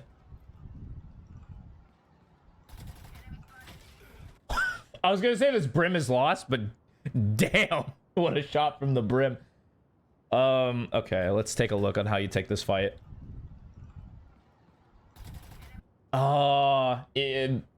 Man, we shot a little bit too many, and so our bullets kind of went a little wide. Dang. Okay. Yeah, and then this guy just has the confidence to sit there and just lay you out. I don't think they will come. That's obnoxious. Oh well. Wow, that guy laid 2 people out. Dang. I wouldn't have even... I personally don't think the Reyna should die there. Like, I think the Reyna should be killing someone there. Yeah, then we don't care. These are just AI. Yeah, these side characters, whatever.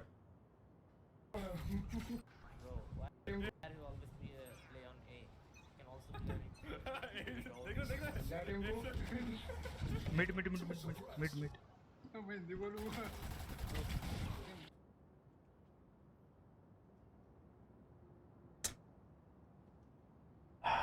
I mean, all these fights have just been kind of spray and not move. Like, no movement. Oh, boy. Okay. All right. We're going to have to... Good Lord. These bots are insane. Okay. So... Let's identify fighting real quick. Run and gun. At this range, no way. This is what run and gun would look like, and you're still just dead there for sure. Like, it's not even remotely close. But it can't be immediately crouch spray unless you're super confident with the fighting style. But you'll notice, like, as we enter this fight, that we're not confident at all. Like, we're under a lot of pressure. We walked. We just immediately start, like, this Brim actually has good technique. Look at what, like, happens immediately. Like, from the Brim's perspective, you're just, like, standing still. You're the easiest shot on the planet. But the Brim, what he does is his immediate action. He walks out, sees you, and is immediately left, and then goes right to kind of unswing, and then fight with the Jet, and you're just dead. So if you ever notice somebody, like, assess the situation, see what's happening. The Brim's alone. Don't immediately try to commit to this crouch spray. It's significantly weaker. You want to commit to like a maybe 1-2 And then if you're relatively confident that the crouch break can finish the jump quickly instead of like trying to prolong the fight, which I don't think prolonging the fight here would make sense. I actually do think you take the 2, adjust, and then commit to the spray. That would be really good. But committing to it just outright is a recipe for disaster, and usually a sign that you're not confident that you can kill them fast enough. And so like your TTK is like super high, and that is no bueno.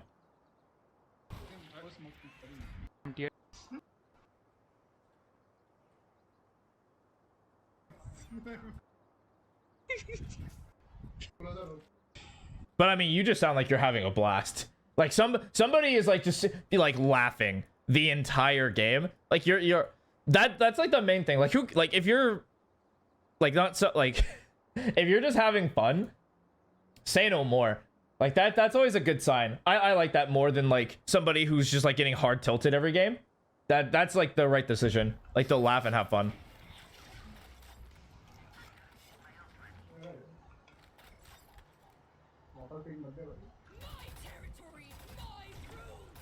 Okay. They're chilling.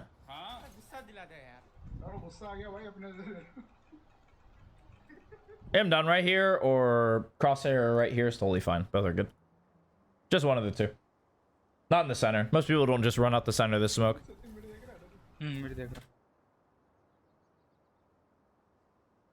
What?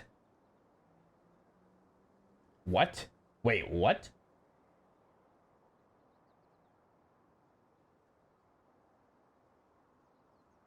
What? Okay. The intention is to get this to cover the entire thing to slow down rotations. That makes sense to my brain. Unfortunately, this doesn't do that. It stops you from doing any sort of lurk or like walk play towards mid, which this area is like really important for attackers to like use at some point. Like especially if you're losing the game, you just need to kind of try it like a Hail Mary. You come through mid and you just kind of work the mid of the map and see what happens. But them just saying no, don't go this way, just kind of tells you either A, they're gonna recommit towards B, or they're just gonna try to walk A, but you could just rotate. Yeah, the Cloud9 play. Yeah. It's really strong. Yeah, they're just gonna recommit to B. And you're already on the B side. You can't contest from here because there's a fucking wall. Because there's a wall, don't walk this way. Literally just come this way and look for the fight. You might not even have to go like watch market. You can honestly just watch top.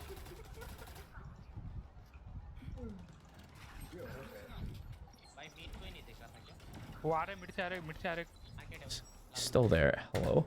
You can still get peeked, brother. That guy just dipped. Say no more. Yeah, fight with the boy. Fight with the boys. Yeah. Oh, not market. Bot mid. Let's go. Fight with the boys. Yeah. It'd be so good if you were like there.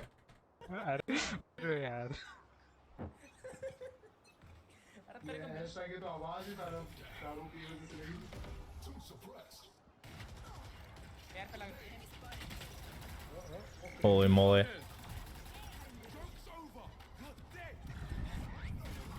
Good God.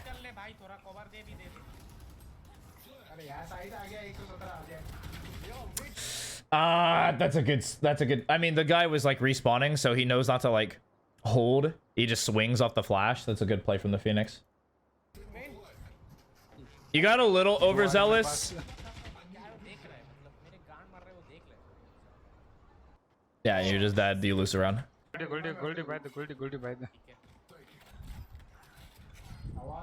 Chat, when was the last time Gecko used ult? Because this is something that this guy can keep track of. Like, we look at ults. We have like 4 ults on our team, so that'll be fun. But last time Gecko had ult, they went B. Yeah, they like took B main early and then just ulted out. Curious if they go B this round.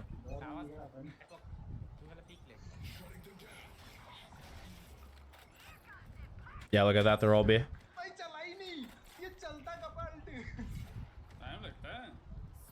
Yeah. Yeah, because the guy's about to ult out B.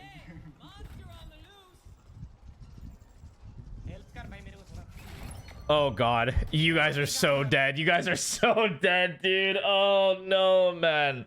Pattern recognition, man. Come on. Please, dude. Please. Like I predicted they went B. They went B. Like, you hear this? Like, this guy got tagged? Stay far away and shoot for him, man. I don't know, like, stepping forward doesn't make sense to me because you're just putting yourself in the blast zone. But I guess a lot of it is just like a lack of confidence in the fights either. Yeah, so your boys don't have that tied up. Low buy. This is gonna be tough. Does that work? Does that work? Is that the knife spot? No, it does work. Yeah, let's go. Okay, it didn't though. What? It didn't catch any. Oh yeah, I mean, he threw it at the start. There's no way for them to be in this area at the start of the game. Yeah. It just kind of maybe slowed them down for half a second. Yeah, very like too early, yeah. I'm down for you to hold this off of this proc. This proc is really good. You're playing this really well. This is the round that you're playing really well. Oh, they pivot though. Oh, what a pivot. Dang, no, they're playing the game. Yeah, join your boy, join your boy, join your boy. Yeah, let's go, let's go, let's go, let's go, let's go. Dead. Nice. I mean, you shouldn't get that kill, but hey, let's go.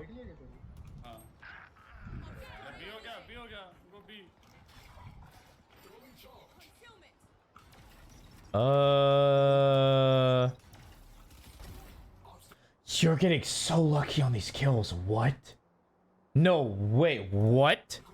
Full moving? This is Spectre diff, huh?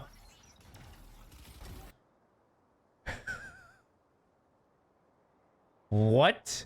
You're looking here? A stray bullet catches him here. No way, that's so lucky. Good lord.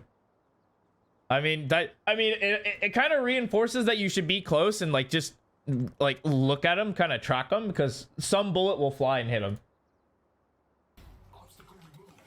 I mean, that we take those. Oh, they're A. Oh. All right.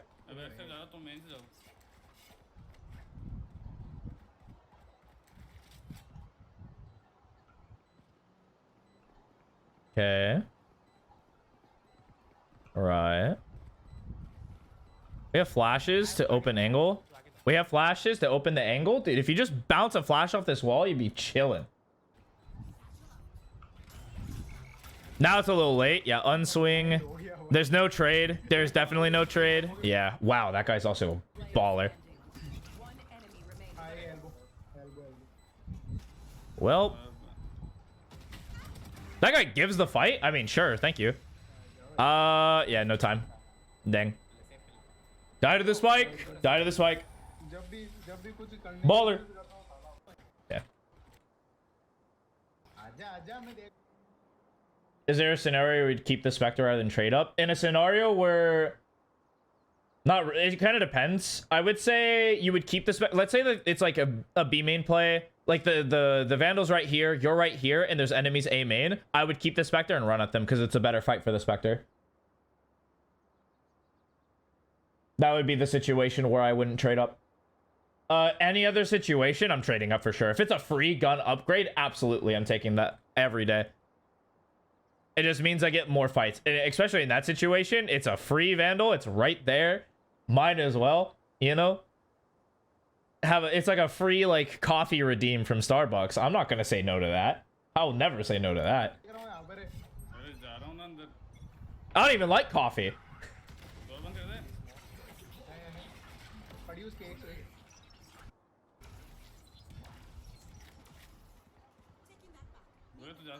Door बंद करूं मैं देख रहा हूं ना मेरे तो भेजा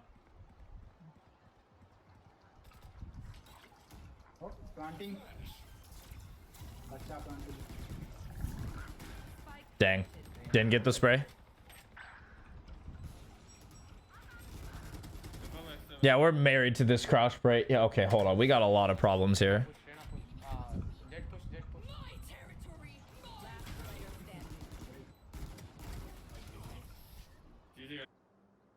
I don't know if it's the right move. It depends. The only reason I would say like the blueprint for keeping the Spectre is if the fights are good for the Spectre and you're in a position where it's like really strong for you to keep the Spectre. And if it's not, like if the fight you're getting is never going to be close range, like for example, like it's hard to justify like towards A because a lot of the fights are medium range, which is kind of tough, or like they have like better like swings out on you and they have lower like TTK. And like on B, kind of like if you're right here, I would definitely just use Spectre, play close. It just kind of depends. I'd say if it's like a good fight for the Spectre, I would take it. Every other time, just grab it. Or if you're forced to take the fight and it's like, yeah, that's not a free gun, I gotta take the fight, I'm gonna keep the Spectre. Like if you just run out and die for free. Okay, so all right, we got a lot to unpack. Defense in particular. All right, I think I know the habit I want to attack here, and it's definitely our gunfight etiquette has been really lackluster. And it's not even just one gun. It's every gun. So every time you picked up a rifle, it's been... Guy! Guy! Guy! Guy! Yeah. Or even more egregiously. Guy! Guy!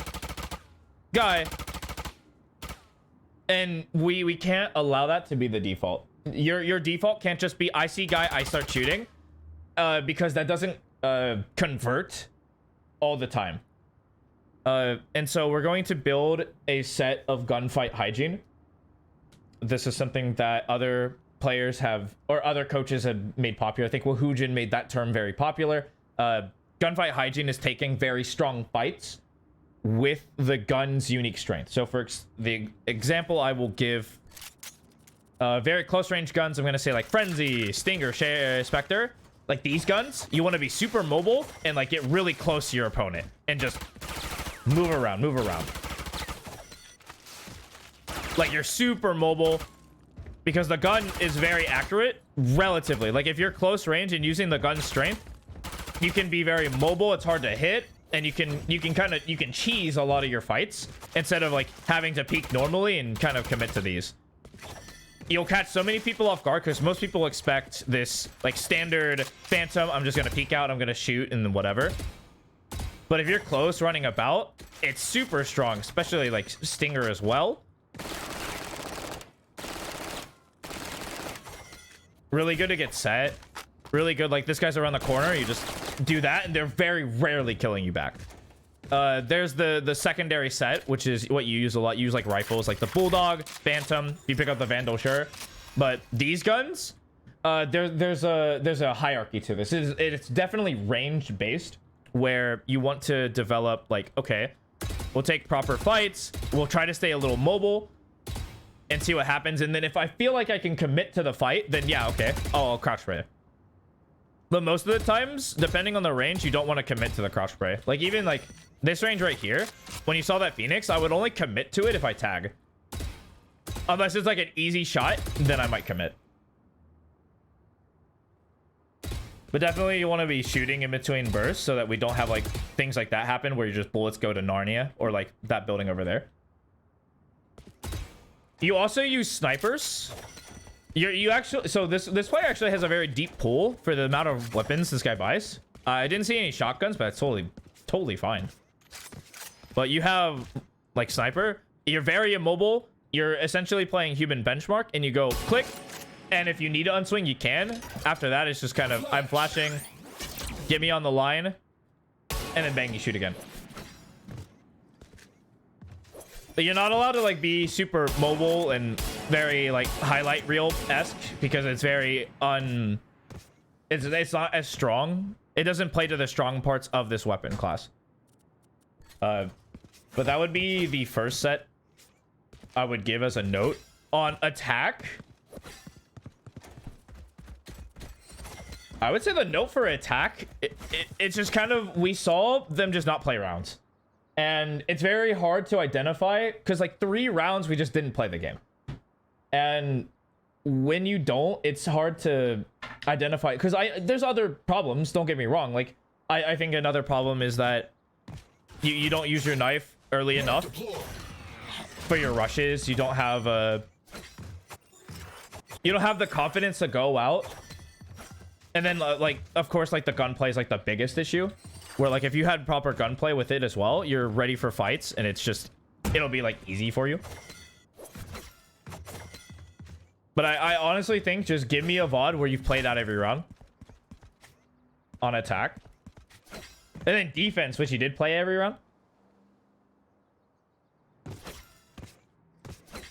I really want you to start committing to these like fight ideas. And what I mean is like if you're in this line and you take this fight, I really want you to like stop running away from these fights because you're getting tagged and like the fear takes over. I want you to stand 10 toes.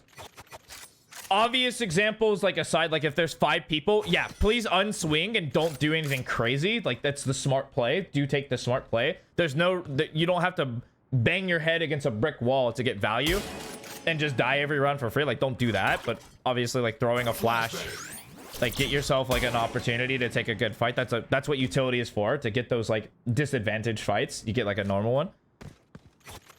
But every single fight, I want there to be, with proper gunplay, this level of committal.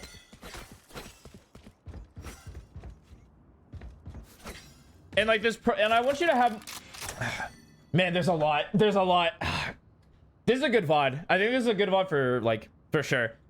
Because there's a lot of issues and I have to diagnose which ones I think are the most important. Like to squat, like the squat and settle right now. Actually, I'm probably going to switch the attacker one. Alright, because you can honestly just be like, hey, just play every round. Every round is winnable. Just give yourself the chance. That's fine. That doesn't have to be a whole note.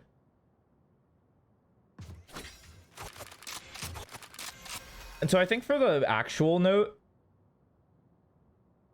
it kind of goes hand in hand with the habit of just fighting together. I think the note's going to be something along the lines of just come out and take the fight. Don't be afraid to take these fights, like ever. Like honestly, like you throw your utility, you throw your bag, and you come out and fight. And this is where you'd get like the practice for your proper gunfight hygiene. Like instead of just coming out instantly spraying, like you get practice like coming out and actually like moving in between your shots, and then once you commit, bada bing bada boom. Like that'll help jettison you to learning the game a lot faster, because a lot of your, like, I can only inference from this game, but you're kind of afraid to come out and actually fight, which is not a good sign. Like I want you to be willing to come out and take 50s. Like once you're willing to come out and take 50s, it unlocks so much of the game, it's not even funny. Like you're able to do so much more. And then on defense, I mean, I guess defense is kind of the same level of the note. Like I want you very committed to, I mean, honestly, you were kind of aggressive on your defensive play, which is something I see a lot, where on attack you're kind of passive, but then on defense you're like way aggressive. It's kind of inverted. But I'm down for you to be early aggressing and like fighting for space. I think that's really dope.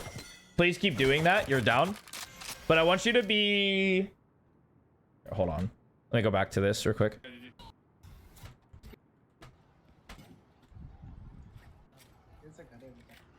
Like I want you to be like more proactive about your looks.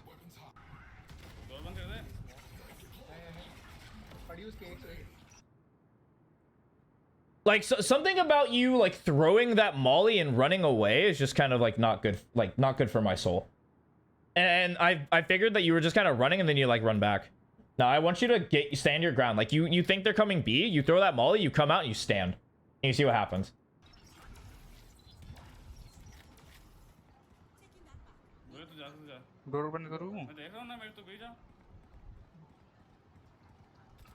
Like I think if you come out and you just like stood your ground, you would know that there's like a wall flash.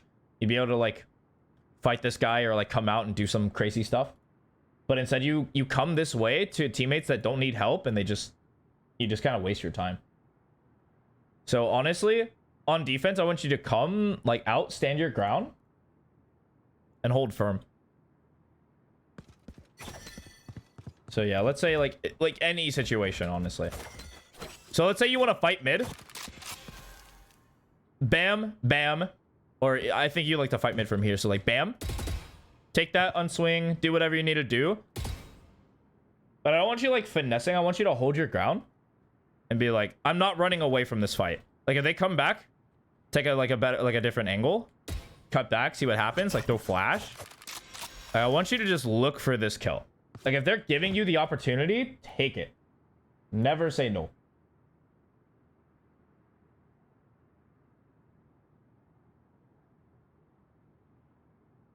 Okay, let me write those down for you, friend. All right.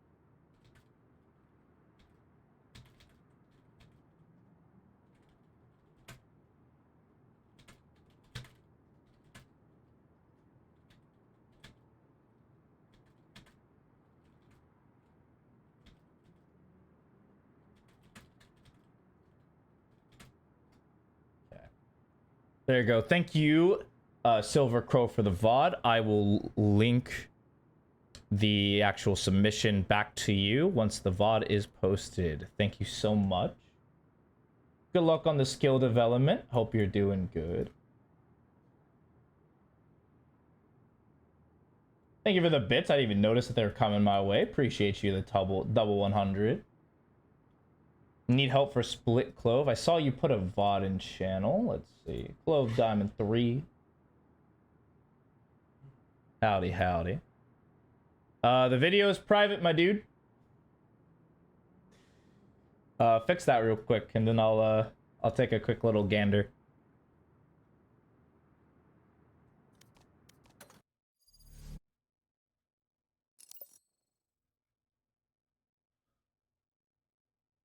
Oh, shucks. Oops.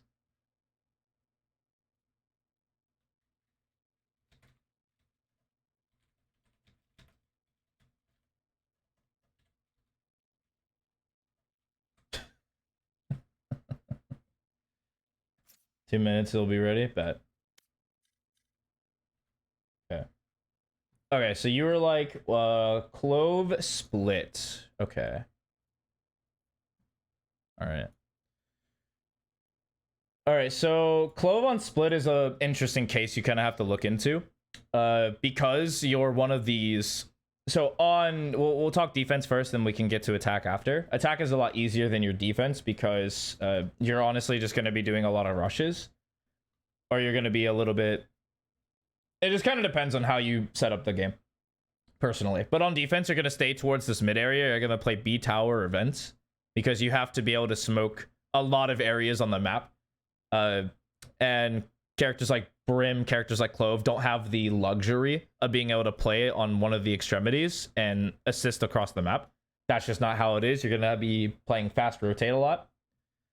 On attack, it really is kind of... Okay, it's ready. Perfect. It's just we either go with the team if we call it rush. It just depends on the strategy of the game. If you slow down the game, you have to be a part of this mid players because you have to do this. And like be ready to do this as well. Like you can't be the lurker in garage or the lurker A main. It's just not feasible for you. You have to be the one looking for these like early engagements and like taking these fights.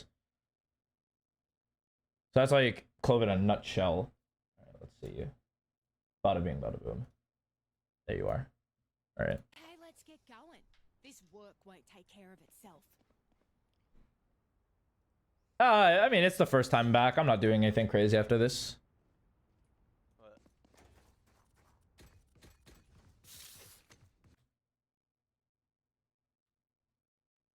I think full heal ghost armor full heal is not bad either. I think both are good buys. I'm not gonna like judge you for that. Play towards heaven. Yep. Yep, smoke that, play the off angle. They don't have they don't have flashes, so it's like this off angle is free for you. Heard one B main. It's gonna be B. Yeah, smoke that, come out. Let's go. Out B. Yeah, bet. Spike down B. Okay, falling through this box is incorrect. Stay on the rafters. If you ever... it just makes it easier to predict like how you're gonna move because you have limited space. Or you're forced to drop down. That fight sucks like both ways. You really don't want to fall down. If you fall down forward, you're just dead for sure.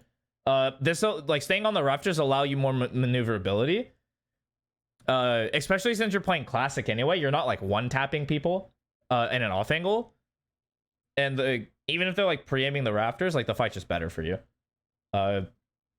Personally, I think it would have been really strong if you hear a lot of noise, you just jump down and get close and then take these fights. Like these fights are better than staying on the rafters. But if you're going to stay rafters, please just stay rafters. Don't jump on this box.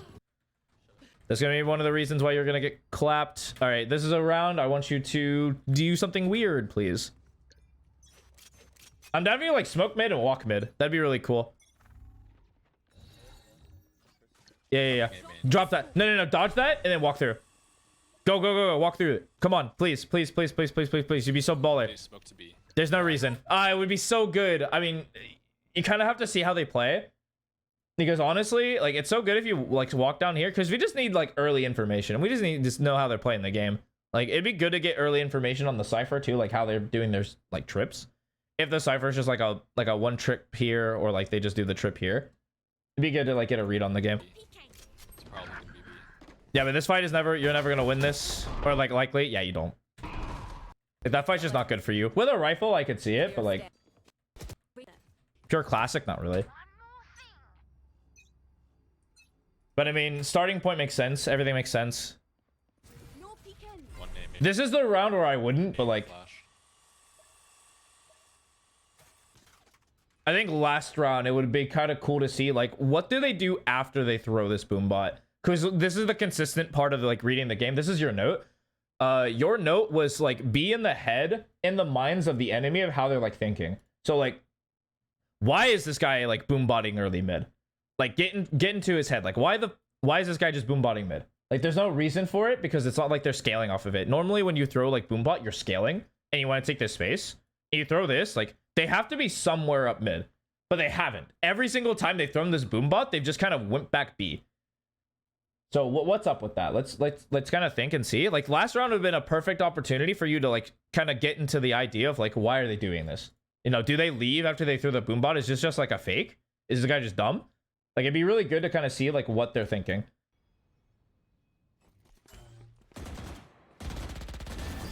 I mean, easy fight. I think that's the first time he's ever just like pushed up off of it.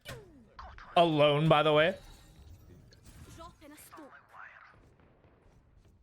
I'm down. I mean, that guy shouldn't be alone, but yeah, he probably is. I think he's. You can leave this as a trip here. Just leave it. Go join them for the fight. Just let the guy. It's this guy's job, not yours. I mean, good kill. Yeah, and then like once the fight start, like once those guys start shooting deep and you kill this guy, I'm down for the swing. He's on mid. Whatever. Play off the trip. Play off the trip. Don't give him the early fight because you have this trip. You know, like this trip is good. Just let him play. Like literally get over here, hold the angle. If they get past it, sure, whatever. If they dog it and swing, it's still an off angle and it's a good fight for you. Like you don't have to play here. Like especially if you throw this smoke down. Like you just played this off. Ah, dude. It's just a little slow. Because like you read the intention of this trip, this guy just dies. Like if you're just in the off angle and you don't like, if you smoke it, sure, whatever.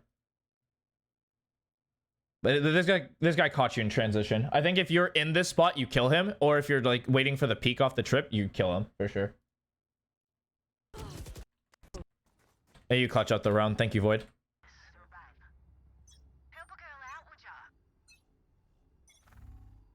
Flash A. Face Bait your and- fear. Heavy A. Yep, let's go. Oh wait, what, Bucky? Say no more. Yeah, honestly, jumping through this would be really good. Tick. Ah, they're holding for the ramps push.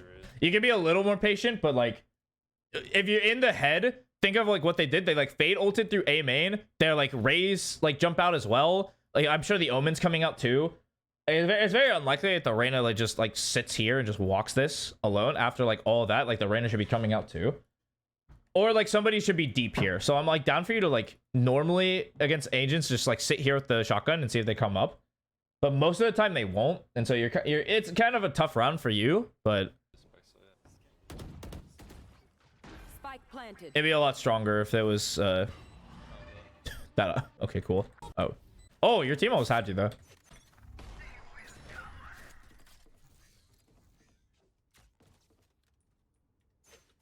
No noise. Interesting. Drop in a smoke. I'm down. We're chilling here.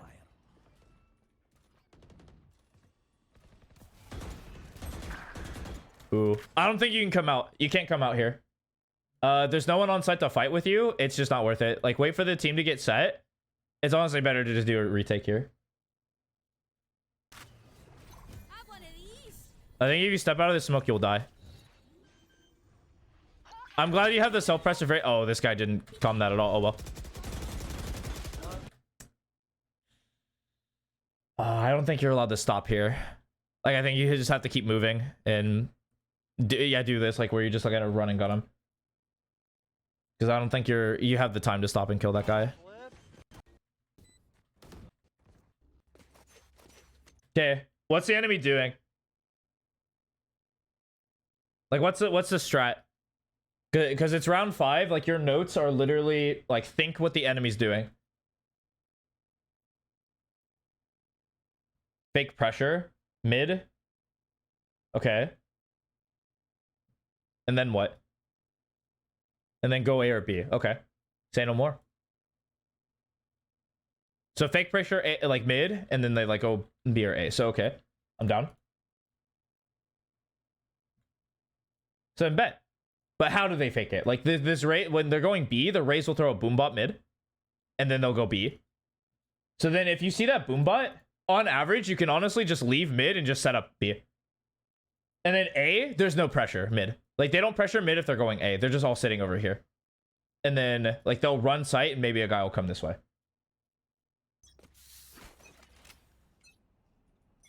I'm down.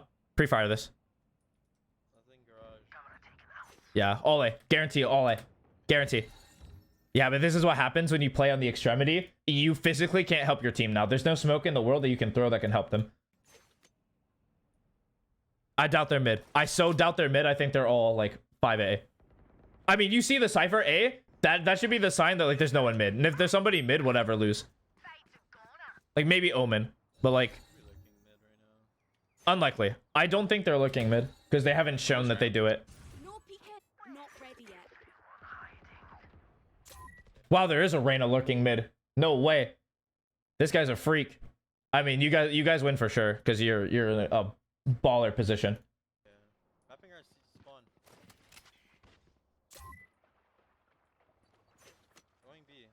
Yeah, you're still in such a good position. Why did you sky ult? I'll make fun of the sky real quick. The Cypher just ulted. You know where they are. They're here and they're here. What? What? Why? What? Yeah, what the... down mid. Yeah, 80 on Omen. Heaven and mid on Reyna. I mean, this guy's expecting you for sure now. I guess not. This guy didn't care. Thank you, Void. Nice, Reyna. And you were in a good position. You took a risk and it was actually, like, good. I would not have expected the lurk. But now you know they can lurk up mid now. So, like, if they go A, now you can kind of expect there to be one person because they just showed you that they're capable of it. No pressure mid. Nothing seen A. Likely B, yeah? Yeah, full B pop. Jump out. Let's go, let's go. Yeah, here we are. Bet. Yep, on swing. Yeah, we'll reswing soon. Reswing soon. Come on, go. We reswing. We don't care about the Omen ult. Very unlikely. Yeah, backside. Let's go. Kill this guy. Kill this guy. Swing this boy. Oh, unfortunate. Yeah, kill this guy. Yeah. Bet easy. Easy. Oh shite, I lost my pet rock.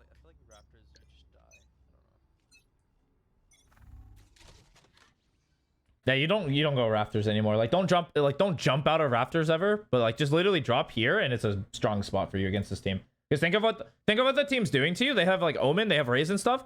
What they're gonna do is they're gonna nade here. They're gonna like Reyna blind here. They're gonna Omen blind this, and like this area is like supremely unchecked, and you're able to like do things. Like this is probably the stronger position, not this one. It allows you to like have some counterplay afterwards. Like you can throw like this way and cover for your Reyna. It's really strong. One A main, I flashed. Yeah, we're just going to assume that they're all A right now.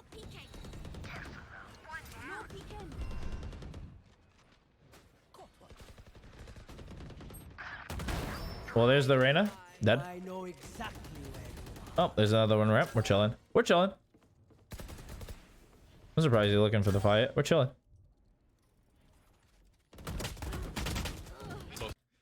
You kind of half committed to the fight, but that's not the point of your notes. Easy. Yeah, fast B. Yeah.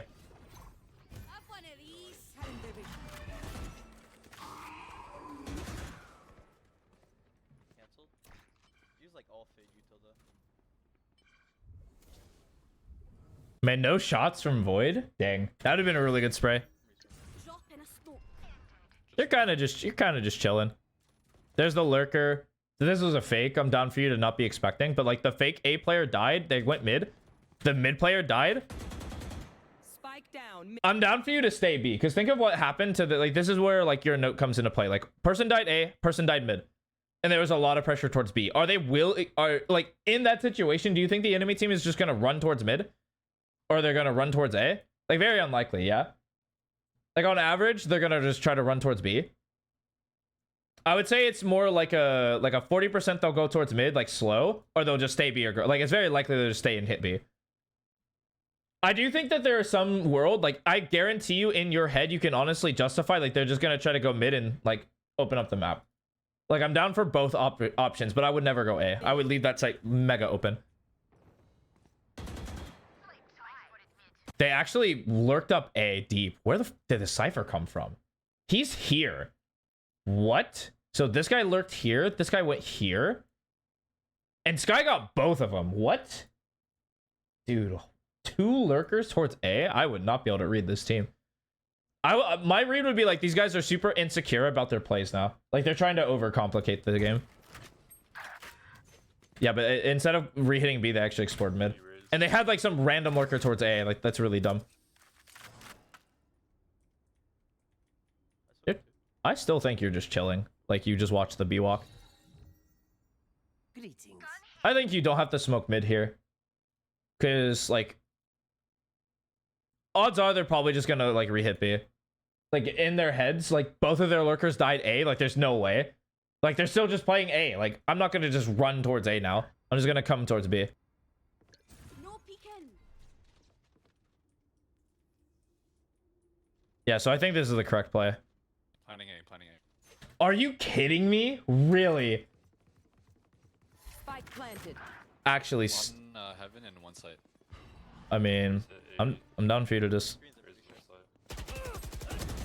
enemy Good trade. remaining. Refreshing. Yeah, you wait for your boy. He was heaven, he was heaven. Well, I mean, main or heaven, right? Think about like where so think about where this guy could be.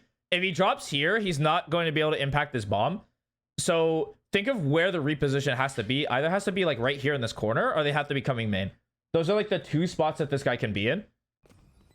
Can't be screens. Like, physically, has to be main. Last player standing. Yeah. Oh god. Oh god. Oh, he didn't buy it? Really?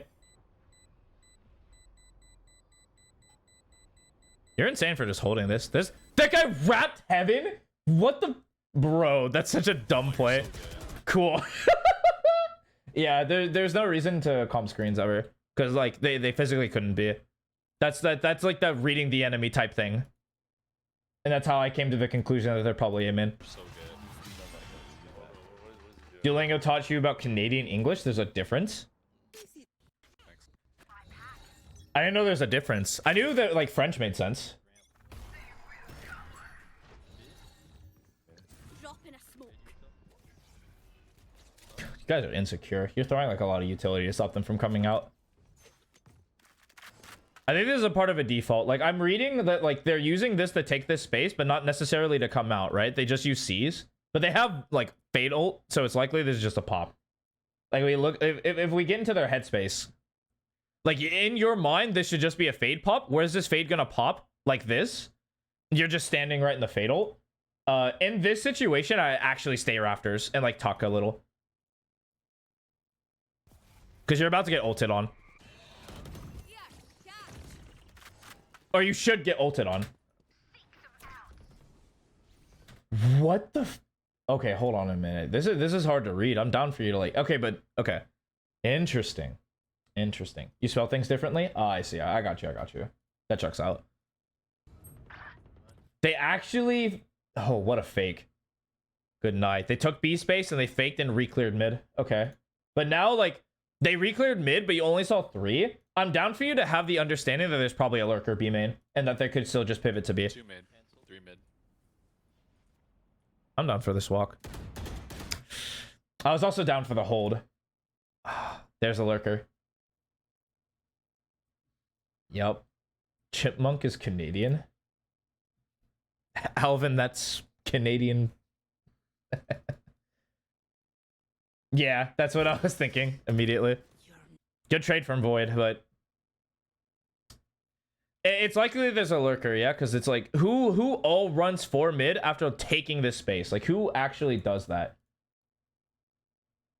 without leaving something behind? Bailed out. Let's go.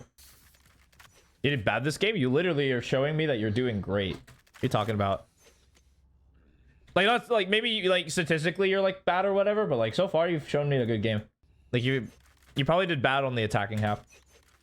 Your game sense. That's why it's kind of why it's like the note for King right now, because I think that's like the and game sense is kind of weird. I think your understanding of certain ideas is what's holding you back, not just total game sense, because that's like too broad.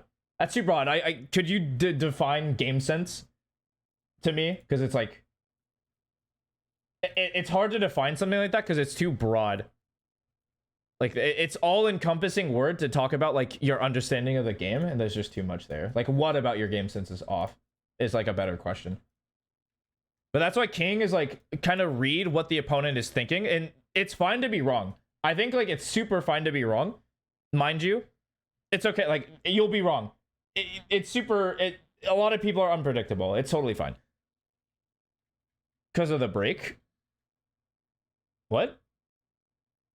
That's the last thing that kind of doesn't go away. Like you kind of rust, so your like mechanics aren't like super up, but your understanding of the game shouldn't change. Like if you take a break, like you were sick, hey, hope you recover.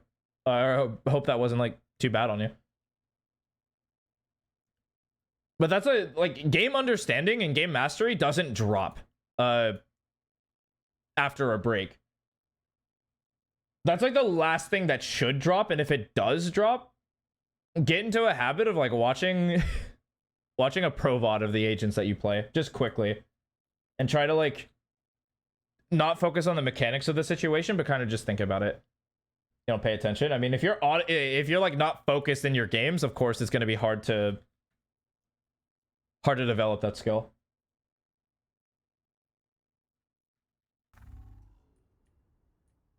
Like here we're thinking about like what they're doing on a macro level and then what they're doing on an individual level. Like that's the note for King. And right now they're going towards A. Very unlikely that there's a mid player, especially that's the lurker. Oh wow, there's a lurker. Just kidding. You actually found a immaculate timing. I wouldn't have thought there's a lurker in that situation. You don't have to throw this smoke. They're not up ramps, and if they are up ramps, whatever. Let them take the fight.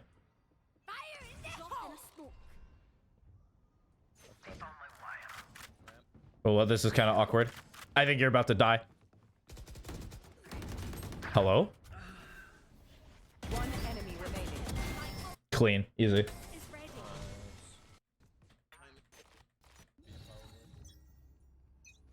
Okay. No peeking. No. You know the play now, right? You hear a jump spot mid. If you see the boom bot, what are they gonna do?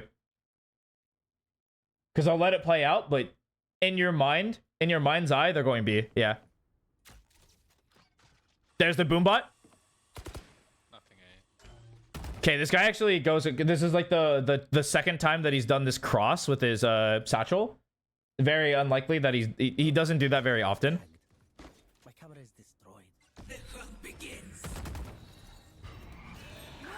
Ooh, they're switching it up on you. Yeah, but there's the B player out. Yeah, and you're mega caught. Yeah, you're just mega caught. There's not a whole lot you can do. That was a good beat crunch from them.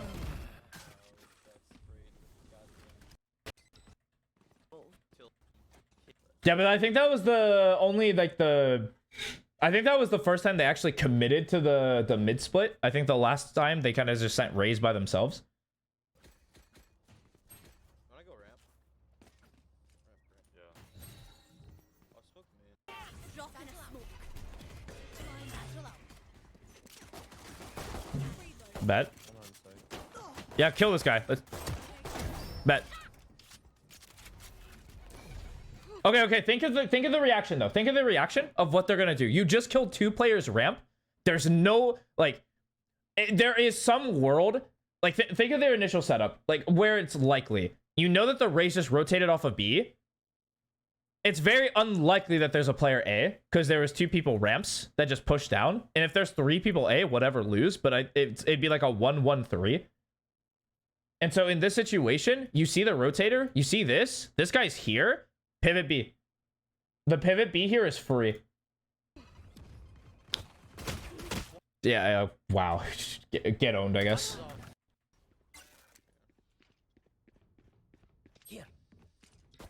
No peeking. Reloading. These guys are free. Your Sky, thank you, your Sky. Thank you for your service, sir.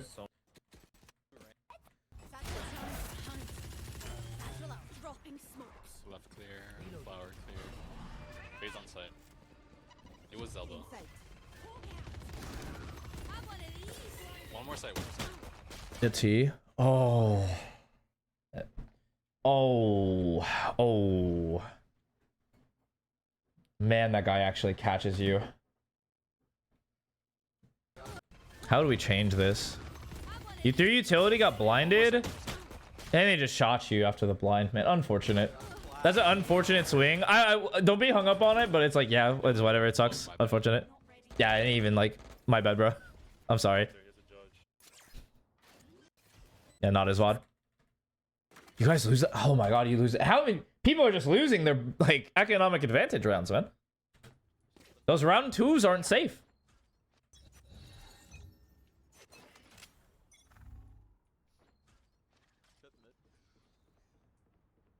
You walked that, but sure. Okay, I'm down. Okay. Okay, now think of the reaction. Think of the reaction. You just broke this, like, you smoked this, broke this. They think you're gonna come this way. Right? That's like the initial response is you're taking this space. And so, what's that gonna do? That's gonna weaken A, because it's gonna pull this rotator to look at this.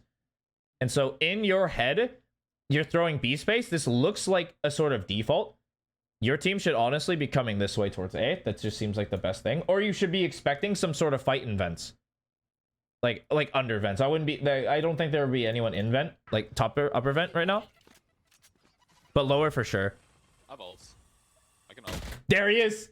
There's the lower vent guy. This guy's a fool though. He shouldn't be pushing this, but like there he is, right there. That's the thing. He's like, there's a new gap here that gets closed off because of this. Like the cypher's over here and like coming back this way. These are the things that you think about and punished. And so in your head, this guy dies. What next? Because now there's still this open gap. This guy is either going to shell up on A or someone's going to rotate to hold this. And like the B players are going to like try to run this way to kind of hold. And maybe like someone comes B heaven because they see the smoke. So watch what happens and see if like our path is correct. So there's the B heaven player, still stairs. There's the person who just shelled this way. The fade went to this area. That's a rotator to look for it. And then look, they're rotating towards B. Because you're making, yeah, because, okay, this guy actually pushed up B main. I wouldn't have expected that. This is the guy that would win the round for them. I wouldn't have expected that play. Yeah, your team is like really, really discombobulated, but sure. Hey, good. Dang. Good round though. Big damage. Oh, yeah, you can't lurk like this.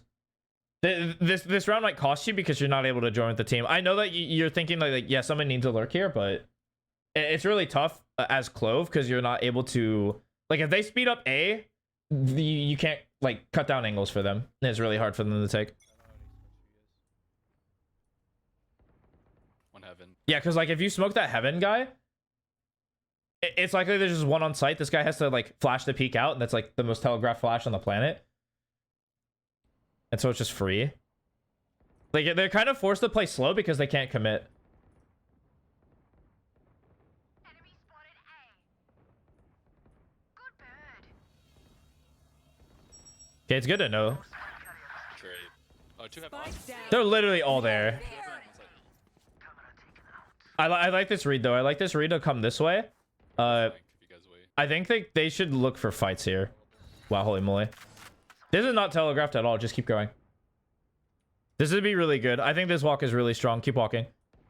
I think it's very unlikely that they're looking at you. I think your timing is really strong. I think if you were a knife out, they weren't looking at you. Yeah, that guy didn't even expect you at all. One enemy remaining. Yeah. Probably could have. Yeah, I think if you were knife out, I don't think you're there ever looking at you. And your teammates will trade you for sure. Yeah. Good play. I like it. I think like you fell into a correct play after accidentally. Grenade! Satchel out. Satchel out. All right, you took mid. What's the response? Like, what is the general response? You see the Omen here. It's likely, like, if the Omen's on A, it's very unlikely the Cypher's here too. Like, the Cypher's likely B. You took a mid space. What's the reaction? And their reaction so far is they'll take this lower space and they'll play, like, backstairs to watch this. So, in this position... Here's how you kind of fake things. This is how you can like manipulate the enemies, like your expectation of the enemies to the max. If you just smoke this right now, they'll be forced to come out this way, and then it looks like a fake because oh, you didn't take B space off this smoke, or it pulls rotations to B. It kind of depends on what you want to do with this. But then think of this reaction. They don't see anything. They're smoked off. They think it's just going to be a B split. So this guy's like feeling really nervous. Might have to come off, play retake. And like these guys are going to shift over. It gives you an option to come back A. Or you don't smoke it and you just kind of chill for a bit. And then you just walk B and commit to the split. Okay, they don't have lower. You're making a lot of noise lower. Your Cypher just did some dumb thing mid. Like, sure. I feel like this is a mistake, but whatever. You're like B main players or like something. Like you hear rotations. And so like you look at the response. The rotations sound like they're coming this way towards B. And so what's our response? Like in the head of the enemy, like what's our response? And that cage comes up and it's like, okay, you're crossing. You're crossing to go into vents. Theoretically. Because that's what your smoke also tells. Like, this does the same thing as your smoke. Like, you could have crossed. You could be on both sides. So, guess what they're going to do?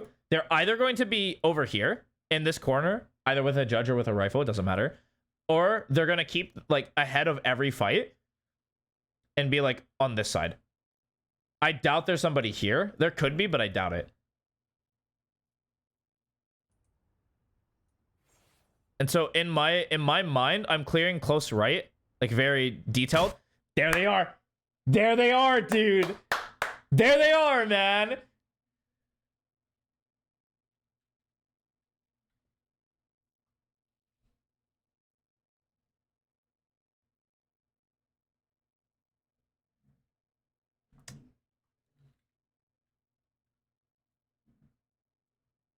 There he is. We even set that up. We said, yeah, of course it's a lazy peek, but you should expect someone to be here. Based off all the contextual clues we just gave, right? Because we showed them that they shouldn't hold here because they can get peeked from here or here, right? There's two options, so that fight sucks. And so what are they going to do? They're going to pick a fight that's always in front of them. So they're either going to pick right here or they're going to pick right here. Because these fights are always in front of them and they might pick right here. But that one's a little more rough because then you're kind of at the mercy of like weird stuff going here. You know, you're kind of just like between a rock and a hard place. But like those are the likely threats that we have to check. And so yeah, you were just kind of lazy about it. This guy just drops you.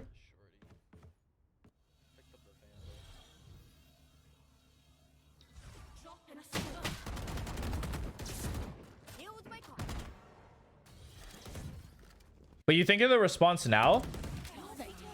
It's like this dude's backside. I guess he's not. Let's just keep an eye. Because like someone died mid. Think of what they're going to do. They died mid to a shotgun. What they're going to do is they're going to try to run this way as fast as possible. So that they don't have to deal with the shotgun. The shotgun's like useless. 30 seconds left. But if they hear that, if they hear that, they swap guns, then maybe not. I think it's double alley, personally. Right? Because think about it. Like, they just... The reaction to someone dying mid with a shotgun is like, am I really going to come and give this shotgun a fight? Like, no way, right? Like, I'm not doing that. That just sounds dumb. And so they're both alley right now. Yeah, and they just called 2. Yeah, this fight, I mean, this is... I mean, sure. Yeah, anyway. Good play from this guy. We're just going. This looks like a rush to me. I'm telling you right now, this is just a rush. Dang. We sky ulted, sky flash, did everything, and this wasn't just a rush? Dang, that's tough.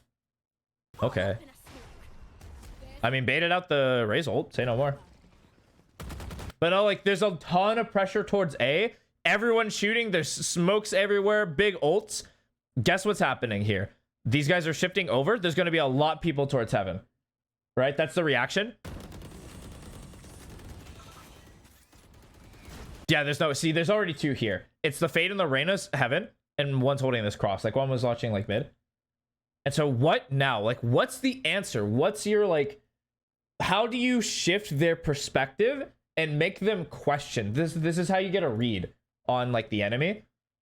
Is, like, what are they thinking? Because right now, it's an easy thought. They're all, like, they're slamming A. Let's defend A. Let's help this guy. Like, there's a guy backside A. There's, like, a couple heaven. And, like, these guys are probably rotating or holding mid. Like, one guy's probably holding mid. Bada bing, bada boom. Yeah, we make noise on the rotate. And we can leave somebody... Like...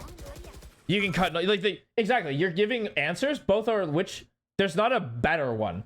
They're answers that you're able to do. Like, you cut noise. What happens? So it's good to recognize that there's those options, but what happens after you do those things? Like, when you make the noise on the rotate, what's their thing? They might leave a guy, but they're gonna rotate some people to be fast. And then what's like when you cut noise? Because what you're saying, what your play is like you fake rotate people out of here and you leave somebody inserted, which is a good play. But let's say you actually just cut noise and like you guys just chill and hide. Like, what happens next? What are they gonna do? Well, the reaction is like, okay, they're gonna like maybe check B, see if they're B, maybe check mid, or they're gonna like try to reclear because they need information. Or if they don't reclear, you just kind of like look for opportunities in like a minute or like in like 30 seconds or something. Because then you put doubt in their heads. Because then you can kind of think about, and all this stuff is not like, you don't say any of this out loud, but this should be like what's going on in your head when you're playing. Because like look at them right now, they're just kind of spraying. Like right now, they're just kind of clearing immediate threats and trying to stop you from coming out.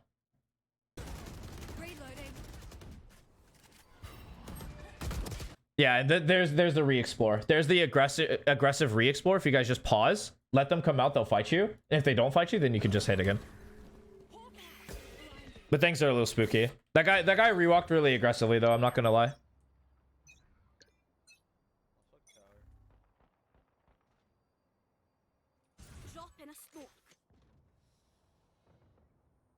Oh, you're running a fake B go it.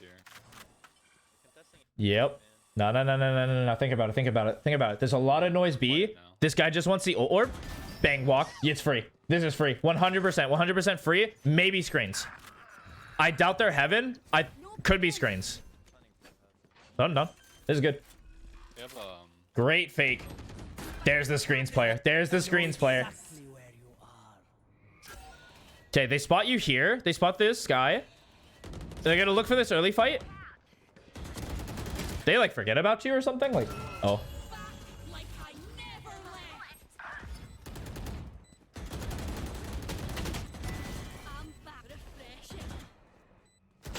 Oh. little dizzy. What a TP. Yeah. Little dizzy on the reswing, but I like where your head was at. Like, oh, probably they cross here to take a better fight. But they just kind of held you. Unfortunate. I'm flashing this.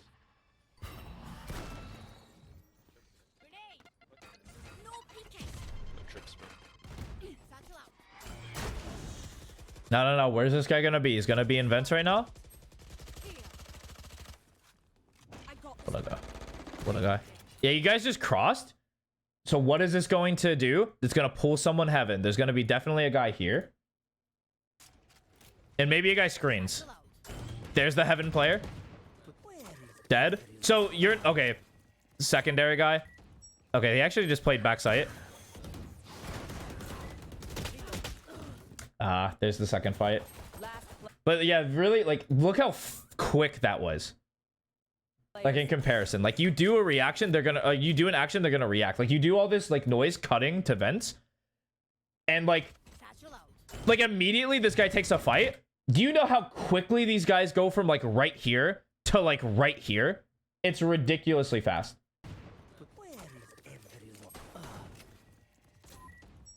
Like, the raise is there. Like, you can kind of ignore this omen, but just look how quick these guys are. Like, he's immediately here. Go back B. Like, the second that like the Reyna dies, it's a good idea to go back B, but in the moment I'm down for you to also just commit to A. But just having the read of what they're doing, it's like huge. It's definitely commit back B there though. Like, you kill the A player, either you think it's open or you don't. And after like the Cypher ults, it's definitely good to like weigh your options. Like, the Cypher ult actually gives you the freest information in the game.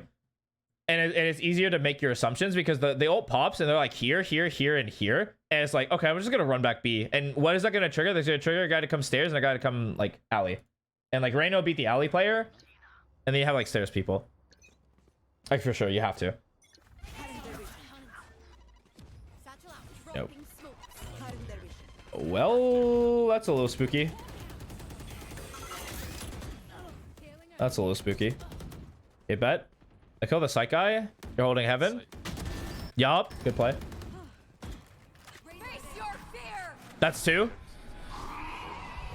They're gonna try to speed out. Finish that guy. Thank you. Oh, wow. That Cypher's a freak. Good kill. The Reyna was also screens. Could be out, though. So, like... Nah, you knew where the Reyna was. Oh, was heaven, actually. Just kidding. I was wrong. Did I know that?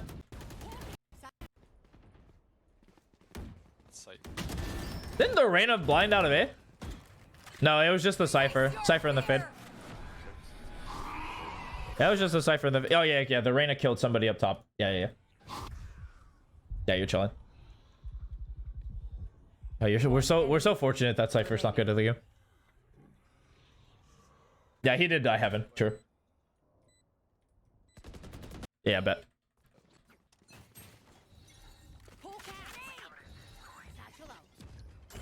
Okay, the Raze sees like 2 people towards A. It's calling a fast A. Where do they rotate from? Like, they keep a guy on site, they keep a guy heaven, and like this guy is like super fast here. Like, they come through mid, there's 3. Like, there's 3 immediately. We know this. We know that this is the reaction. Why? Because we're baiting out this reaction. The fade's also here.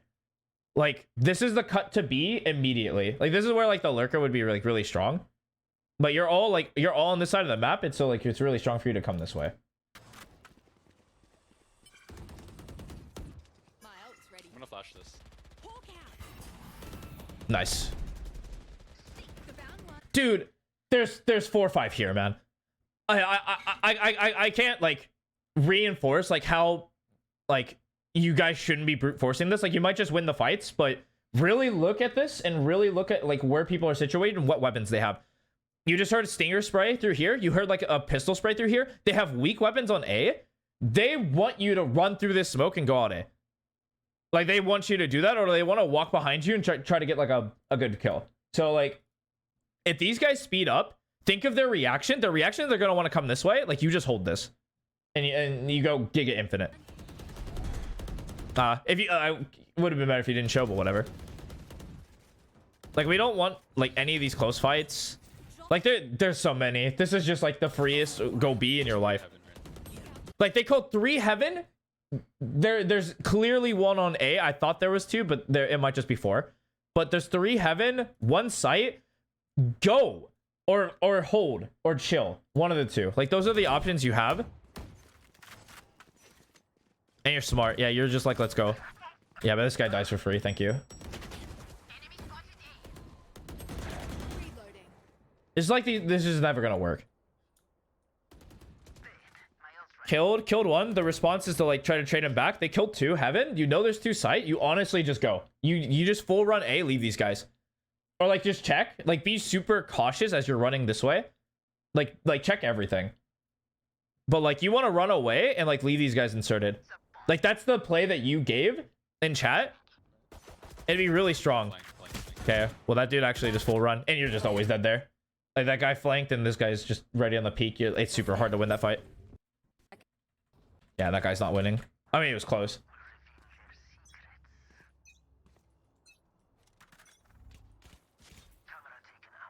Okay. So they're playing backside A. They're playing one Raptors. God. All right, well. Yeah. Like you dinked, you just made noise running away to the team. So think of what the Reyna's perspective is going to be. This guy is calling like they're leaving. He's gonna come this way once they break this trip. Like he's gonna be mid. Yeah, because the Fate's heaven. Like I'm expecting the Reyna to be in vent soon. What? Did this guy just dry swings? What a guy. Well, I mean, get owned. Not a whole lot you can do there. Okay, that Omen instead. I figured somebody would be there, but I thought it was gonna be the Reyna. Like the Reyna is definitely gonna be there now, or should be.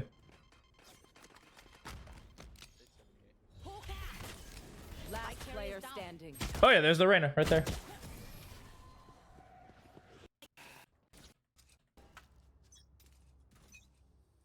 Just action and reaction.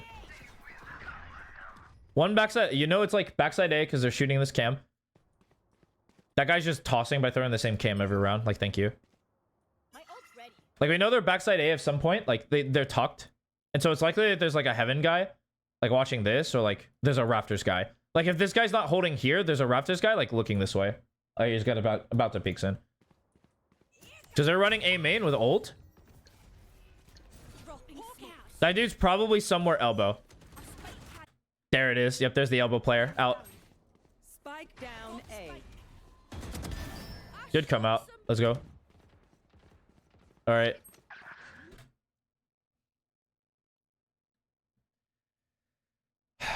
You're really taking the Cypher out of the round by planting here. You know where to plant over here.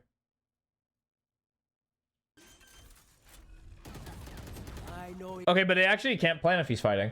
Exactly. Because now you're in a tough pickle. Yeah, you're never living here. You're so dead. Yeah. And now the Cypher can't win this round no matter what. Yeah. Okay, your notes still stand from last week.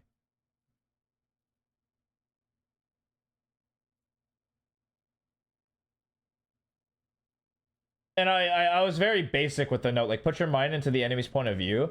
This gives insight about how you think about the game. I think that note's kind of lazy. Like how I wrote it is pretty lazy. So here's how I'd actually rewrite it.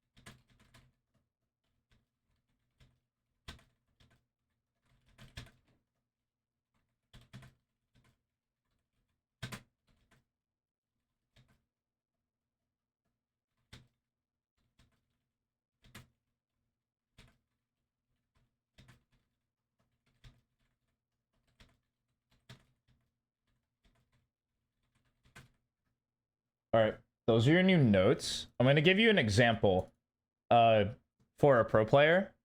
Let's see. Like what to do if you're actually gonna watch the pro player. I also, oopsie, you're diamond something. You're diamond like 2. I'm just gonna do like a couple rounds. Do you have a player that you like that plays the games that you play or plays the agents that you play? I know you like Zekin, but I don't know if he plays the Clove.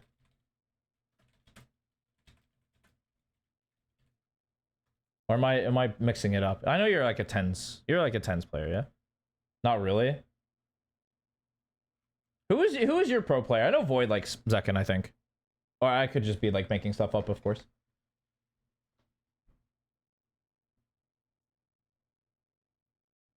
Oh, Zekin for sure? Bet. Okay. Well, here's Zekin. This is not the right map. Okay, well.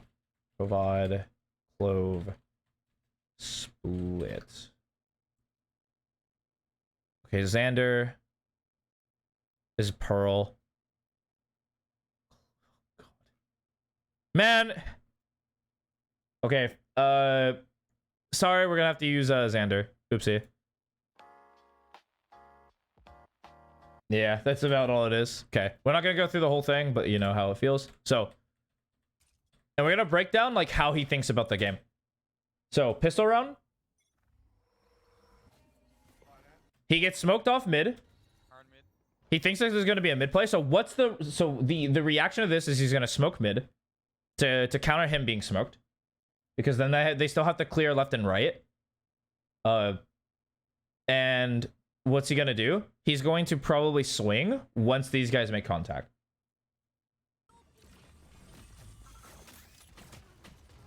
Unfortunate timing. Oh well. But you see how there's like an equal... He's thinking, okay, I'm gonna smoke and I'm gonna come out and take this fight when they like show up. And then like, you know, he gets like tagged by the boom bot and shot. Like, oopsie. They call A. He throws a smoke. Just kill this guy. He's stuck alone. Just go. Oh, you have a 40. That's okay. Yeah. So what's his response? He wants to kill this guy. He comes up with an idea. He wants to kill this guy. This guy's just like fake. He bought like a shorty. I don't know why he bought a shorty heaven. I was like, definitely a mistake from the enemy team part. But he's like, okay, I'm going to use my molly to keep separation. And I'm going to fight with my Tejo. And unfortunately, they just both die. Like, sure, whatever. They flash mid. He holds in case they try to walk out or explode. And he holds firm. Like, he's thinking that they're actually going to contest towards mid because they did last round. Or the last round they came mid. And so his idea is he's going to stay.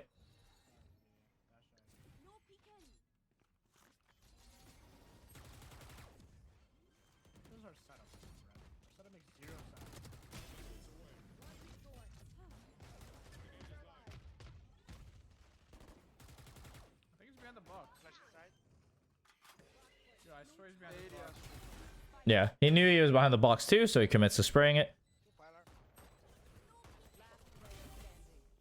Isolates him. Expects the swing. When he doesn't swing, he's gonna get wide on him. Expects him to come out. Oh, catches him on the spray.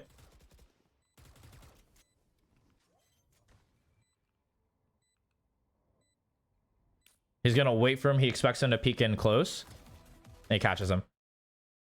Like, there's a lot of micro decisions that he makes, like, really quickly, and those are the things that you kind of have to. Like, all these micro decisions are, like... Yo, good job. Well, nice. Good round. Like, that's kind of hard to do in game, I guarantee you. Like, all those, like...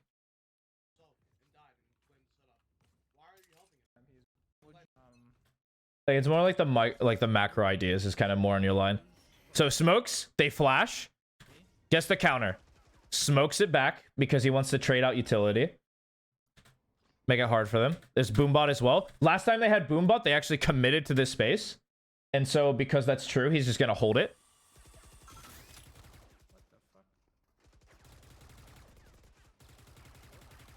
Gonna try to spray for free. But he's trying to hold this space. He doesn't want them to get this.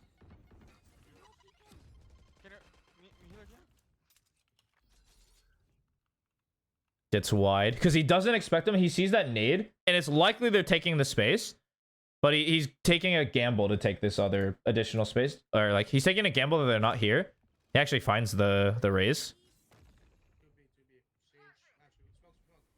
Can't smoke. 2 seconds. 2 seconds. They passed? And so he like checks, finds the raise. There's actually a secondary. Yeah, they're not gonna give it to him. 128. Yeah, unfortunate. Yeah, give it to me. You gotta heal some shit. Fucking. Oh, the boys actually clutch up. That's funny. Okay, last round we'll look at. I will never speak on a tournament ever again. Sorry, sir. Smokes the one way. May I make a call? Tries to take the normal fight. Yo, Raze. You gotta fucking do something. Am I getting right click? You got this, Alpha. We're going A, This guy's in our heaven. Yeah. So like he hears the rotation. It's like, yeah, there's someone inserted heaven. He knows that to be true, and it's like they're just gonna run like towards A. So they dog. Out rotate game. Come on, you're better than that. Maybe CT, careful. I think he is CT. One ramp. I gotta get the fuck out of here. I'm not going that way. Yeah, but he checks the mid for the late lurk. And instead of like he's wanting to flip the map because he knows like the map has been flipped and everything's like compromised. It's very unlikely that he's gonna get a good fight going heaven. Raze, go vent. Yes, sir. Coming, hey. I'm gonna smoke your ramp. Give me 2 seconds. Don't do anything. Alright. Man, that what a what a blunder. Yeah, the Jet's just I don't even know who the Jet is, but that dude's frying. One more sight. So he sees that this is smoked. It's very likely. So like when this is smoked, it's very likely that there's somebody elbow. It's a very strong position, so it's good to understand. But it's also common that they're going to be hell here. So I think it's very common that there's a hell crossfire. I just don't know where the last guy is going to be. Okay, not hell. Oh, probably all backside. That's going to be annoying. That's hard to clear out. Catches this guy. Yeah, there's a heaven player too. Yeah. Yeah, I wouldn't have caught the heaven player either. But that's essentially what you would do. Is like, okay, so the enemy team made this decision, or he made some play, and then they reacted to it. How did the enemy react? And then like such and such, and you build like a deep understanding that way. Or you can do it to your own VODs in your own game and like in real time. But yeah, those are your notes. That's your VOD. Thank you so much. Hope I answered a couple of your Clove questions and your general questions as well. Thank you kindly. You're welcome. You're welcome. Good luck on the skill development. Keep reading them and you'll be balling.